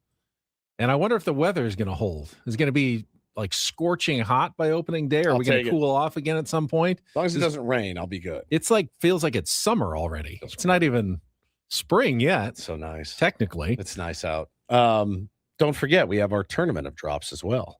Is that this that's week? right. Yes. You got the tournament of drops. When are we starting? Getting Thursday? started. We are starting on Monday. Next week. Okay. Yeah. We can reveal hopefully reveal the field on Friday, we'll but we'll have the matchups for you on Monday. I made this worse. Woods. That's my fault. Woods said I had a whitehead on my nose. That's my Which I then popped. And now it's just a big old red, angry, goopy spot. Which is so fun for everyone to look at. Totally worse. That's so much worse now. It was really jumping off of your nose at me all morning. I'm staring at this right in the middle, like whitehead, square, 100% in the middle of my nose. Now it's way worse. I do way apologize. worse. I hadn't noticed it at all until now. Would you like me to get you something from the? Perhaps. Okay. Yeah. Go check out the maybe an ointment, the medical cabinet. I don't know what. I don't want a Band-Aid on the middle of my nose, though. Okay. Woods is searching the Cintas cabinet. It's a very full. Which I've already gone into once Cintas today for my acetaminophen fix this morning, which is still working like a charm. I've got Woods going out to our cabinet. What do we got? It's not going to sting, is it? Yeah. No, I don't want it to sting. It's an alcohol pad. What? An alcohol pad? I don't think that's going to help. It's not infected or anything. It's fine. Well, it only works if you can get it open, which Woods is apparently not. How about just like an ice pack or something? You need an ice pack for a whitehead? An ice pack. An ice pack. Come here. I got maybe a big steak. These are not great quality here. All right. There we go. There's a big Band-Aid now applied to that was cool. It's like a breathe right strip. All right. Well, hopefully it'll heal by the time I'm on television later today. Hey, save some ladies for the rest of us. That's going to look a little weird on TV this afternoon. I'll put some makeup on it once I get a chance. Yeah, It'll be fine. It'll be fine. Yeah, it looks good. All right. Now that I'm all set to go, Paulie, take it away. And get things started here with our today's edition of the Reindl Report. Now tuned into the greatest. Welcome to the Reindl Report with Paul Reindl. Hi, Paul. All right. 2 stories from the world of sports that we haven't gotten to yet. We'll start off in Major League Baseball. And 1 story that you didn't know you needed. Are you laughing, biatch? It's the Reindl Report Hey, Paul, how you doing? Okay, how are you? on 97.3 The Fan. Are you ready to bless the mood? I need some help, please. That was good. Can I get a yeah? All right. All right. Already? All right. All righty. Happy Monday, gentlemen. Happy Monday. We will start off in college hoops. This Band-Aid, it's distracting. I can see that. Kind of look like the penguin. Yeah. Yes. Yes. Yes. Colin Farrell. Yes. Colin That was a good show. It was. We will start off in college hoops. We talked about it earlier in the first half of the program. San Diego State missing out. They did not hear their name called on the selection show yesterday. However, one school that did, I want to highlight South Florida. They're, I believe, an 11 seed taking on Louisville, if I'm not totally mistaken, but it's more about their head coach, Brian Hodgson. He got very emotional yesterday when he was talking with the media following hearing his name, his team's name selected, and he talked about why their location in his hometown is so important to him. And this was a really, really awesome moment. I'm out there watching the selection show, and Buffalo, New York popped up, and I'm from Western New York. And my father has dementia, and I've been a head coach for 3 years, and he's never seen me coach as a head coach in person. Because it's so hard for him to travel. And he's going to get to see me coach this week in person in the NCAA tournament. And that means the world to me. Because without them, I wouldn't be here. That music gets me every single. I did not have the originally. Moneyball. Oh, that's the Moneyball music. Yeah. That's where I first heard it. It's probably from something else. Somebody's gonna rip me, but it's the first time I ever heard it. Was sure it's Moneyball. very famous. Like when he's driving in the car. Yeah. No, and he gets the home run when they on the 20th game in a row. Scott Hatterberg. You can put it to anything, and I'm like, that's it for me. It's so good. That's so sweet, man. I'm trying to pull South Florida. They're in 11 hosting. They're taking on number 6 Louisville. All right, I'm rooting for them. And if you needed any rooting interest for that matchup, that's the one. That's a cool story. Yeah, it's really great cool. story. Really sweet. All right, we'll keep it in basketball quickly here before we move on. Shams Charania reported on something that's been talked about now for, several years and even several months leading up to this. But Shams put it out there today that the NBA will be holding a vote with their Board of Governors meeting next week. And the expectation is that the NBA will add 2 new teams, one to Seattle and one to Las Vegas. Okay. So there'll be 32 teams in the NBA now, matching 32 teams in the NFL. If you have any thoughts on Seattle and Vegas getting a team, go for it. I was more going to ask, is Major League Baseball next? Yes, they go are. from 30 to 32. And does that really matter? Like, does that impact your life in any way? I don't watch the NBA, so you could have 75 teams in there. No, and it wouldn't affect me, baseball, but 30 to 32. How much is that going to change things? It doesn't change much for me. I know who I'm rooting for. I'm interested in it. I love to see the growth of the game. I do. When was the last time any of the major sports, baseball, basketball, what was the last last expansion baseball team? The Diamondbacks and the Tampa Bay Rays. The Marlins? In 1998. Marlins before them? Marlins and Rockies were in the early 90s, 1992, I want to say, which went from 26 to 28, then 28 to 30. But 32, like basketball is going to now, always makes a lot of sense. Because then you have 16 teams in each conference, 8 or 14 divisions, whatever you want to do. It works out well. Like in baseball, 30 is always weird because you need to have an interleague game every day to make it work, because you have 15 in each league, which means you can have 7 National League games and 7 American League games. But like the Padres have to play the Tigers on opening day, you have to have an interleague game every single day of the season. If you got 2 more teams, you wouldn't have to. No, you could have just National and just American League games, and then have interleague like portions of the season where everyone plays interleague at the same time as well. Yeah. You don't have to. Now, well, you could. Let's bang it. Interleague play? You really want to go back? I think I do. Really?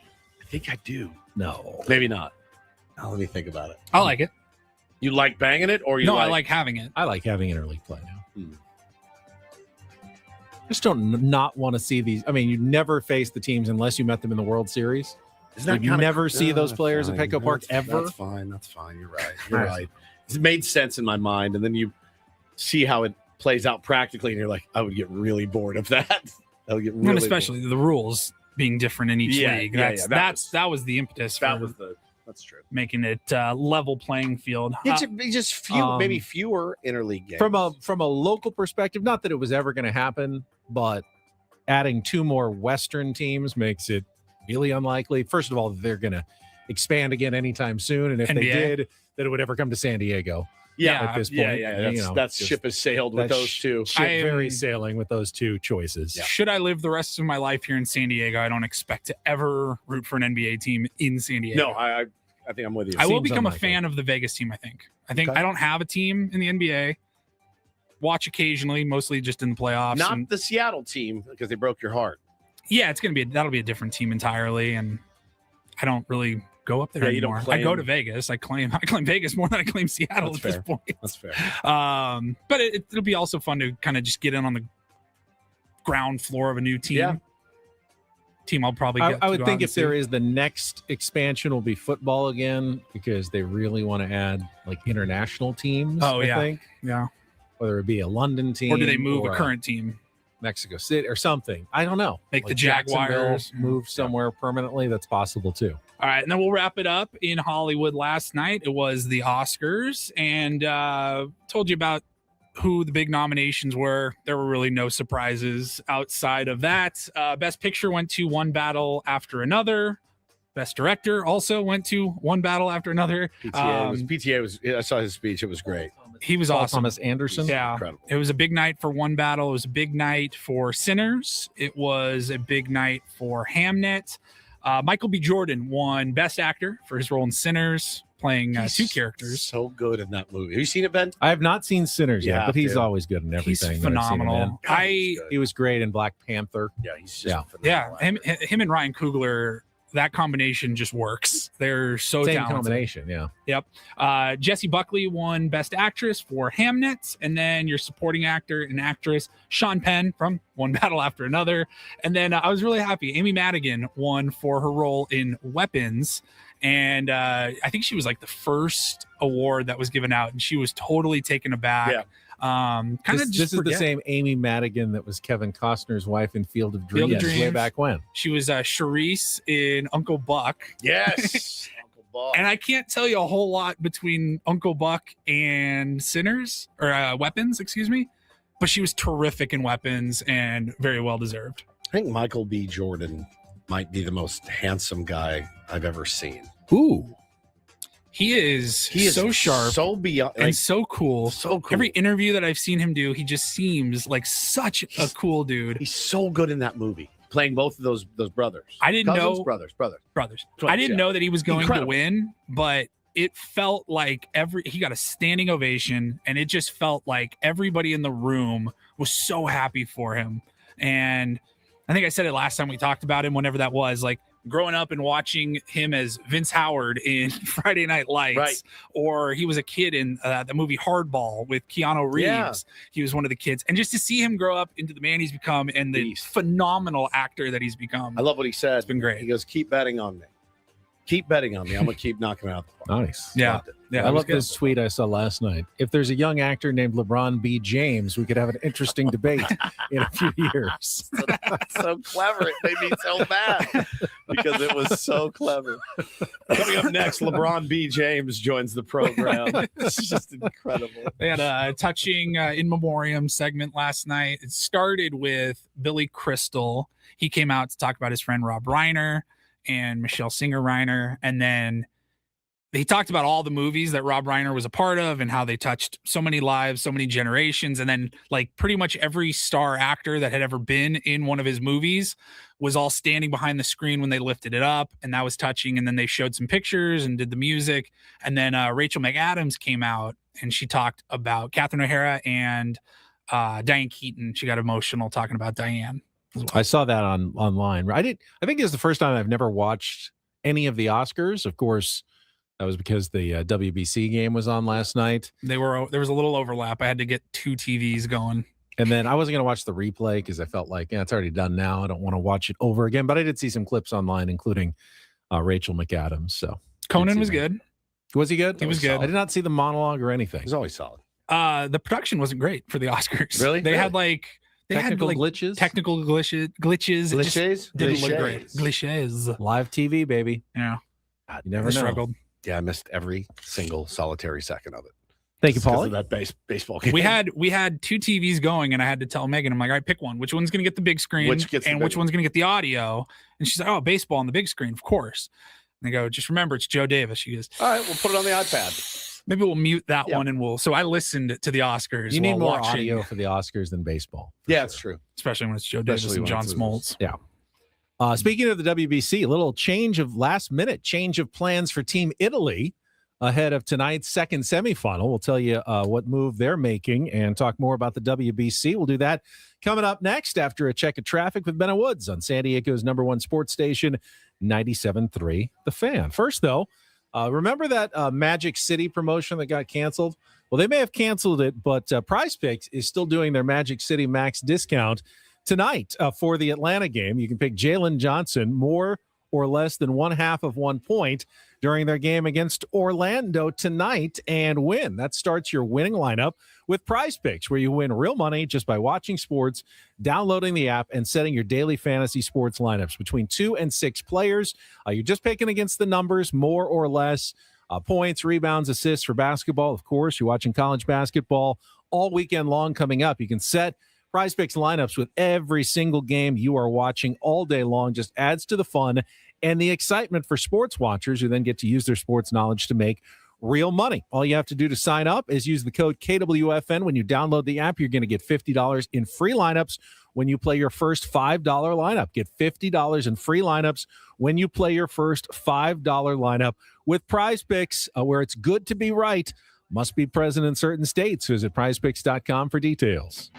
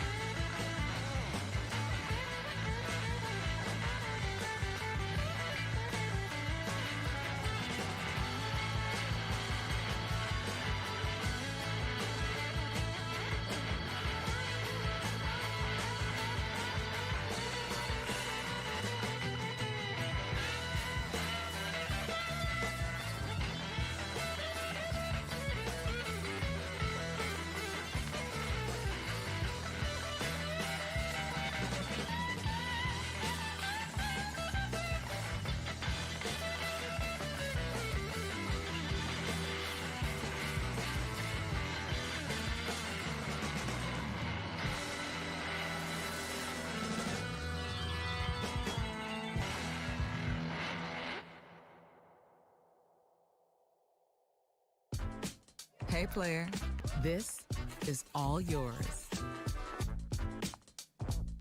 This room with this view. This speakeasy with this cocktail. Hey, could you make that too? The spa with this. Ah.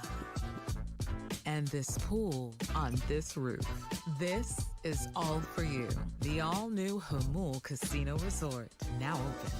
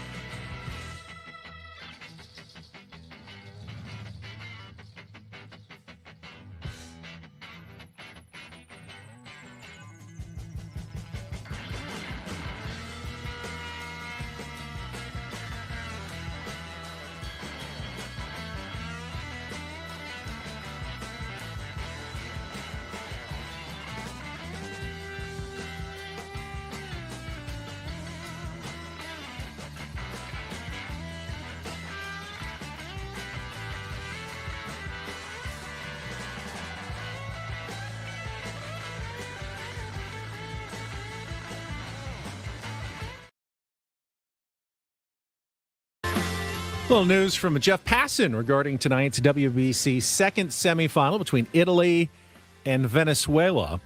According to Jeff Passan, Aaron Nola will start tonight for Italy. In the plans, it had been Michael Lorenzen. Yeah. Well, he said would now go in a potential final against Team USA, but then he added another possibility would be pitch both Nola and Lorenzen tonight. And if they advance, just go with a bullpen game against the USA tomorrow. Wow. In the final. Of course, if you don't win, you go home. Yeah, so you got to do what it takes to empty the tank. Win and then figure it out tomorrow what you're going to do pitching wise. So they may go with both guys. Lorenzen, of course, was amazing in his first start for Team Italy. That was against the U.S., right? In the first round, was that? I think you're right. He shut him down in the He first was round. great.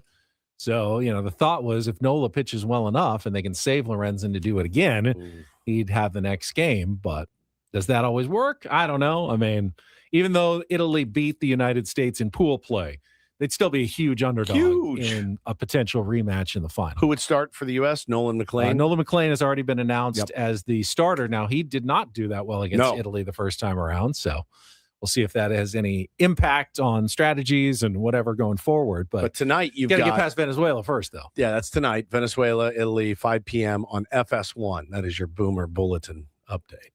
Didn't we used to do a bit called the Boomer Bulletin? Yeah, I did, didn't I? It was this was years ago. Years ago, I did something called the Boomer Bulletin. You did. It was every day you would read tweets or something. No, you did. You would give a recap of how all pitchers did in Major League Baseball at the plate the night before. Until they got the DH. They announced the DH be universal. So every day you'd be like, all right, 36 on the day yesterday. Starting pitchers went combined 1 for 42 from the plate. I think we called it the Boomer Bulletin. I think you're absolutely literally right. the button on my computer here. That's what it's from. This is Boomer Bulletin bed. It's fantastic. It's a fantastic bit. Yeah, it worked. 1 for 47 yesterday. They got rid of the pitchers hitting in the National Woods League. bullied Rob Manfred hard enough with our soundbite there. I don't miss it. I don't miss it even a little bit. No, and neither do you. We didn't go through all the other games over the weekend in the WBC, but pretty good game between Venezuela and Japan on Saturday. Damn good and game. leadoff home runs from both Ronald Acuna Jr. and Shohei Ohtani, but it was Wilyer Abreu's 3-run shot that proved to be the difference in Venezuela's big upset, 8-5 over Japan. So Japan, the defending champions, they're out. Venezuela playing tonight against Italy. Italy used an 8-6 win over Puerto Rico to advance on Saturday as well, with Alec Jacob of the Padres coming through in that game. I mentioned it earlier, and I briefly considered that I might have gotten duped or something online. But no, it's true. Japanese manager Hirokazu Ibara announces he will step down after a loss to Venezuela. Now, I think other than Mark DeRosa coming back for a second one, I think a lot of teams have different managers. Well, every 3 you're only managing every 3 or 4 years. Somebody in the chat said Japan's had a new manager every year. Tournament. He said results are everything at the team hotel on Sunday. That's tough, man. Now, they haven't announced when the next WBC is, have they? Wouldn't it be in 3 years? 3 years? Well, the problem with that is it depends on whether Olympic baseball is going to happen or not. That's right. Because you don't want to. Isn't it? If you did it every 3 years, then in 7 years, you'd have the Olympics and the WBC in the same year, which wouldn't make any sense at all to have both of those in the same year. So if you were going to go, it would make a lot of sense if baseball and the Olympics are going to happen. You do the Olympics every 4 years, and then in the between years, every 4 years, you do the WBC. So every 2 years, you've got one or the other. The Olympics are in 28. Correct. So we don't know if is baseball back. So you could do another WBC in 29 if you did the Olympics in 28. But if then you're going to do another Olympics in 32, are they doing baseball in the Olympics? Because I saw baseball is in the Olympics, but whether or not big leaguers, big league players are going to be there, Major League Baseball, the Players Union have to come to an agreement. It'll be part of the CBA. Venezuela, they locked in a spot in the Olympics with their win. Yes, it's just whether or not there'll be professional, Major League Baseball players, because they'd need to stop Major League Baseball for a week and a half to allow them to go play in the Olympics. If they don't, then you're just going to have like, other Olympics teams were guys from like minor leagues in Japan and stuff because they just stop the season for the Olympics. Yeah, but also won't the strings be tighter on who can play for whom in the Olympics? Correct. Right. Like Vinny Pasquantino, you're playing for Team USA because you were born in the USA, right? I would think so. I think that's how I think I read something there are about that. dual citizenships and stuff you can get. Who's got if you want to dual plan it. citizenships? I guess you could go through the rigmarole of actually doing it. Some will, I'm sure. Yeah, that's Like cool though. Freddie Freeman, right? He could play for Canada or the United States. Right. That's interesting. But there's only going to be 6 teams, so in the Olympic tournament, I heard. So you won't have a lot of the lesser teams, even from the WBC, won't make it. It'll just be the best top teams there. I still, having watched what I've watched of the WBC this year, I still feel like a mid-season something is still the way to go. I think it would be better. I also think the final should be a 3-game series. Ooh. Well, it's more. I think single elimination is very not baseball usually. Even like in baseball is even so in easy high school, they usually play game. double elimination tournaments. There's so much weird stuff that can happen on Yeah. any given one game. I think a best of 3 is probably the way to go. But I think having it in the mid-season, like, I don't care if they have to take a month off. Figure it out. Guys, other sports leagues do it all the time. Yeah, for sure. Find a way to make it happen. That way the pitchers are more dialed in. Like, wouldn't you want Paul Skeens to be able to at least go 7 innings if he's got the stuff? Yeah. He's not going to do that in March, no matter what the situation is. It's a start. But then, though, with a month off, what's the ramp back up? I don't know. Like, it's probably less of a ramp up than it is now. Yeah, you're because they're right. coming in cold into spring training. Yeah, they'll have been 4 months in at that point. I mean, with the 6-team Olympics, you don't need that long to compete that tournament. I don't know what you'd do, like play all other 5 teams in like a round robin and then a championship. Yeah. You could do it in a week. Yeah. Maybe we shouldn't guess. That's true. A lot of speculation here. Lots. All right, let's take a timeout. We will come back, wrap things up, get you ready for the week that is with Padres baseball, NCAA tournament coming to town, and much more. Final segment of Ben Woods on the way on San Diego's #1 sports station, 97.3 The Fan.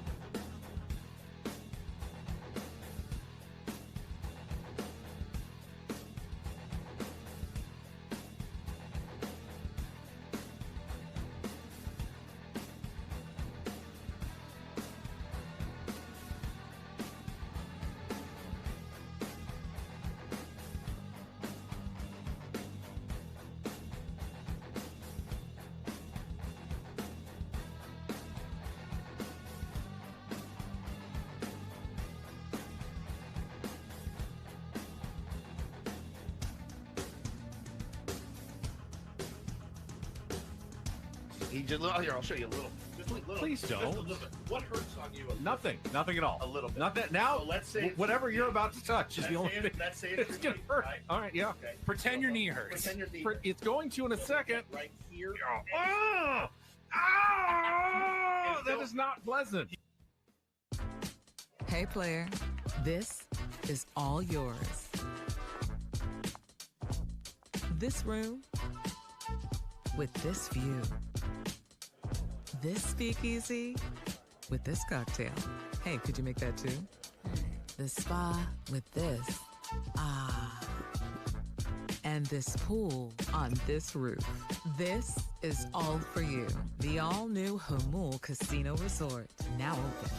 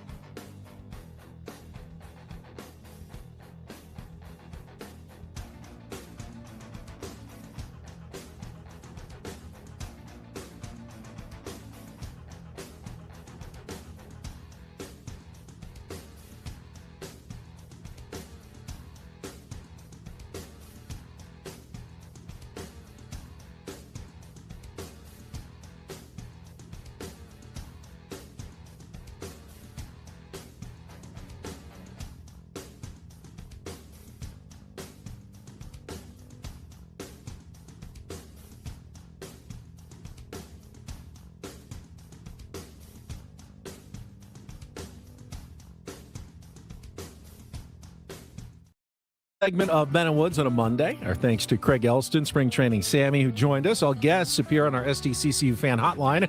It's not big bank banking, it is better.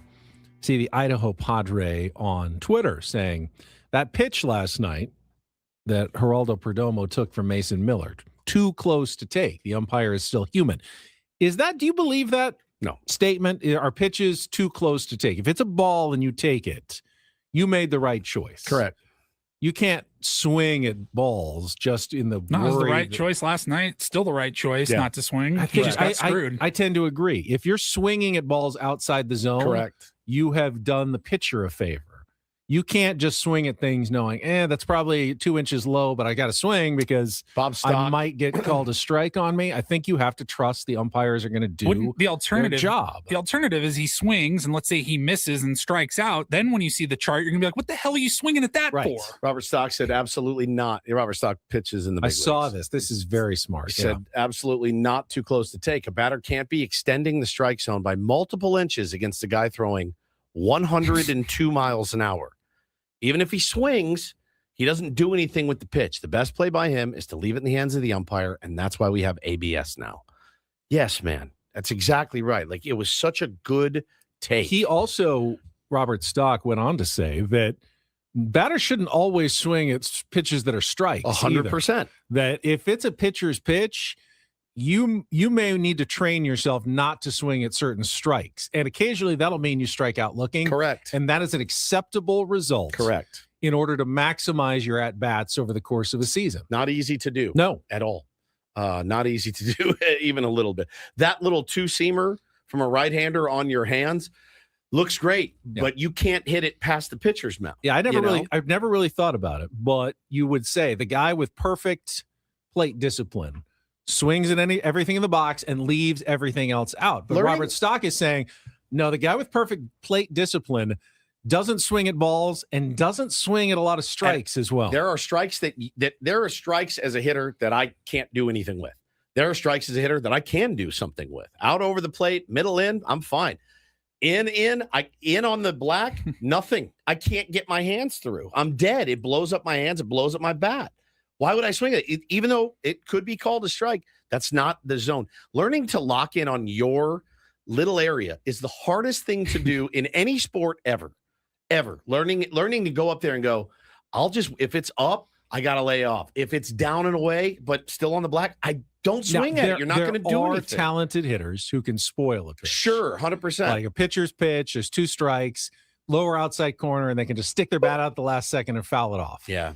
And that's amazing. But even the vast majority of professional hitters shouldn't have that capability of just spoiling a pitch that's close. Yeah, that's exactly right, man. Yeah, and this is it. Like Hex says, the best hitters eliminate an area that they will not chase to. And it's so important to do.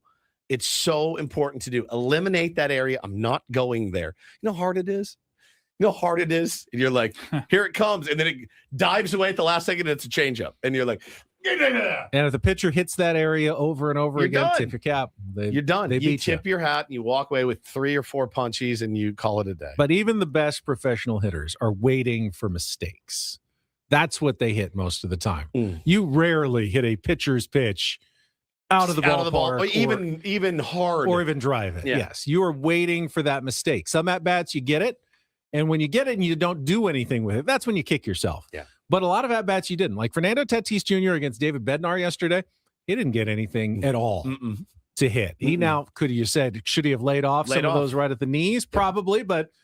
A lot of people would have said, well, those are too close to take. They were an inch below the zone. You have to see in that, like for that scenario, he has to see Bednar up, not down. Like once he saw him down and offered, Bednar's like, you're done. I'm just going down, down, down. There's no need to even raise his eye level because that's what he's looking to hunt.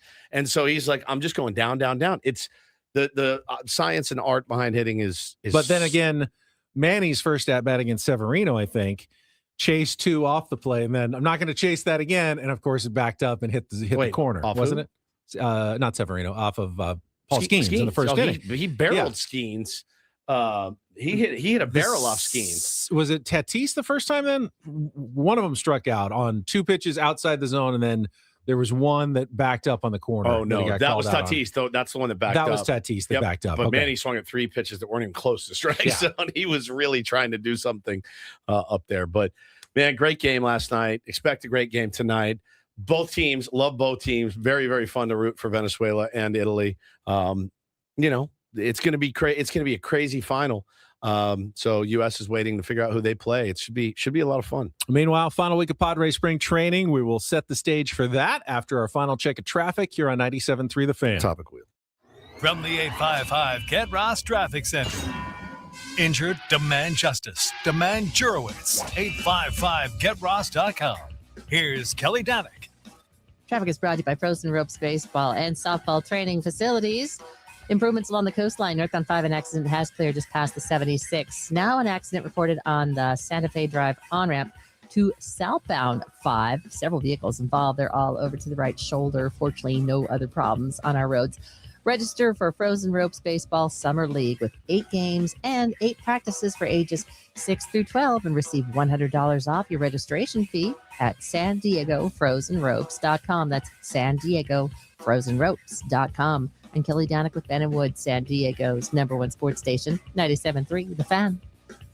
Padres this afternoon host the San Francisco Giants at the Peoria Sports Complex, and we'll be keeping an eye on it because Walker Buehler is scheduled to start again and see if he can solidify his claim on one of those last spot or 2 spots in the Padres starting rotation, continuing the solid spring he's had in Peoria.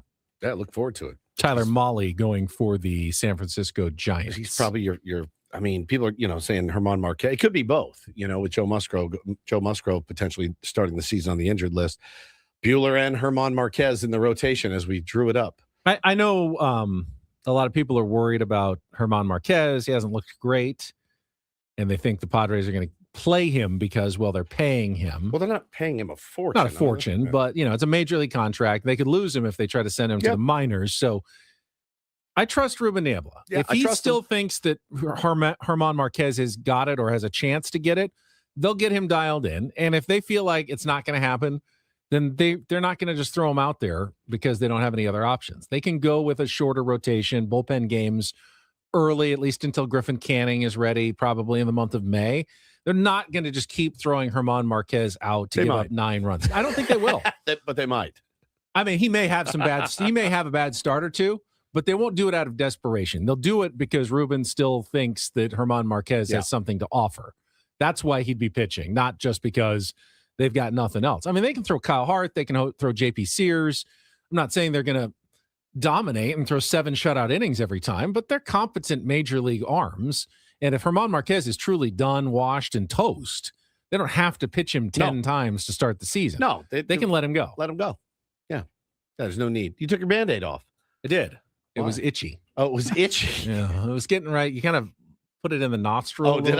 Yeah, did I get some hair? Yeah, it was kind of itchy and it got some hair. I did the best I could. I know. It's fine. Well, let's just let it air out now. All right. All right. Now, if you want to spin the topic wheel and wrap up the show, we can do that.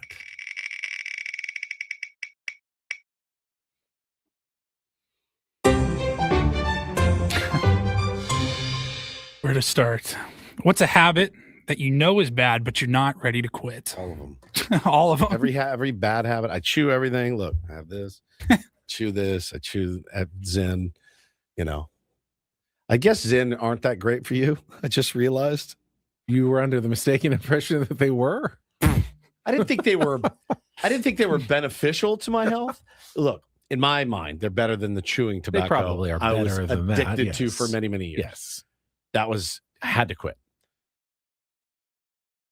But like blood pressure spot, all kinds of negatives. And I'm like, great. Now what? Just gum? Am I just going to be chewing gum the rest of my life? Mine's also a chewing habit. You chew your nails. I have not been able to stop since I was 6 years old. He gnarls his though. Ben will gnarl. I'll look over and he's like, hang nails. It's bad. I don't do that. But I bite my nails all the time.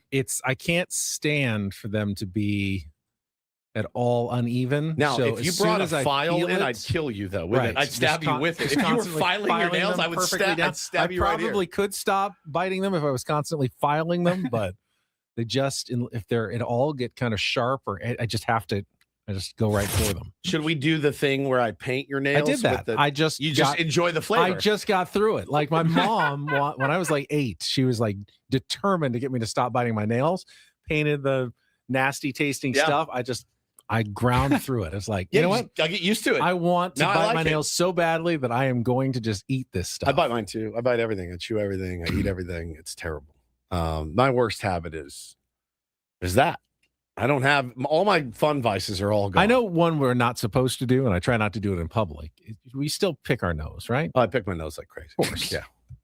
In the car. Always in the car. I feel just like anything as soon as I get in there, I'm like, here we go. All right, we're gonna get it out. We gotta get it out. Most of my blowing your life nose does not solve it. It doesn't. You just have a tissue and blow your nose. That doesn't do anything Hannah, at all. can I get you a tissue? I'm like, no, I'm good. I've got my finger. Right. Has anyone ever successfully used the tissue to get the booger out? To get the booger out. No, you haven't. And I go, why has there been so much you're not supposed bad to jam connotation a Q-tip up with, there, so I don't know what you're supposed to do. There's been so much bad and embarrassing and it's like rude or whatever, like associated with picking your nose. And you're like, well, what else are you supposed to do? Yeah, I'm supposed to get some tweezers and like slightly pick a booger out of my nose. I know it's not very forthcoming if you're in a group with a group of people and you're just sitting there like picking your nose, but like if you know there's a booger in there, like come get it. What are you supposed to do? I enjoy it. Again, what do you do with it afterwards? That's what makes it when gross you get a good one and it gets out. Yeah, it feels so good. Yeah, it's great. It's out great. The window of the car, flip it out. Most of my worst habits were all tobacco related, and I don't know if you're like I miss it so much. I miss chewing and smoking so much, and they're terrible habits. I'm not advocating for them. I'm just telling you, like they're really hard to quit. So the Zyn have helped. Came to the realization yesterday as I sat down on my computer in my office. I go, I'm running out of flavored Zyn that we get in Arizona. And I go to Zyn.com to order a bunch because I've done that before. They're like, we're sorry, we no longer distribute, but try these 2 online stores. No problem. Go in, sign up, place my order, get all excited, hit submit. Oh, you're in California. Sorry, sucks to suck. We don't send to you. So now, cracking down. Now, look, and people are going to hit me. Oh, they got them at this place. Look, I get it. There's one right by Ben's house. The guy charges. Don't say it. There's one right by Ben's. It's his liquor store. He sells them flavored Zyn. $15 a can. I'm like, good God, dude. Like double. It's double. Yeah. He's price gouging us. It's not. When you take the risk of doing an illegal thing, he has them out in the open. It's not like I have to go in there and go, the password is crab. And he slides me it's what like I a need. speakeasy. You need the secret knock. They're right here. And so they're up for all to see. They can't, because then anyone walks in, they can get busted. I just don't know. Hey, what about Mexico? You're not that far from drive Mexico. to Mexico to it's get a lot closer than flavored Arizona. Zyn? I don't know. Do they have them there? I don't know. I I have no idea.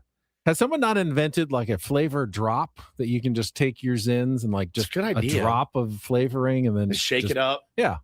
Sounds a lot of work. I know, but paint each so one does individually, leave them driving outside to to dry. Arizona. I know. That's a lot of work too. Damn it, man. I don't know what to do. I really have no idea what to do.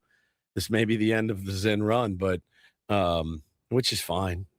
Which is, that was the point of California, trying to stop people from getting addicted to nicotine because of the flavors. Now but then it's got me wanting to go back to Copenhagen because that's easier to buy, which is way worse for me. It's not targeted at you. It's trying to stop kids from getting, because kids are using them more and more, and the flavors get them into it, make it palatable to start. It's weird, because when I was a kid and got into all of that, we didn't have bubblegum flavored vodka. We just drank vodka, and we have Marlboro Reds, and you're like, I want those. Oh, see, we had like whipped cream flavored vodka and orange creamsicle flavored vodka. Mix them together. Oh, you took whipped cream vodka with orange soda. Damn it. In high school, college. Creamsicle. It was an orange creamsicle that it was the easiest thing to get down. You should be embarrassed right now. I was 17. I'm not embarrassed. Still be embarrassed. It was delicious. All right, we are done for today. We will come back tomorrow. We'll have a final set for the WBC. Another Walker Buehler start at spring training in the books. Braden and Frank coming up next. For Paul Reindl, Stephen Woods, I'm Ben Higgins. Have a great rest of your Monday from all of us here at 97.3 The Fan. So long, everybody.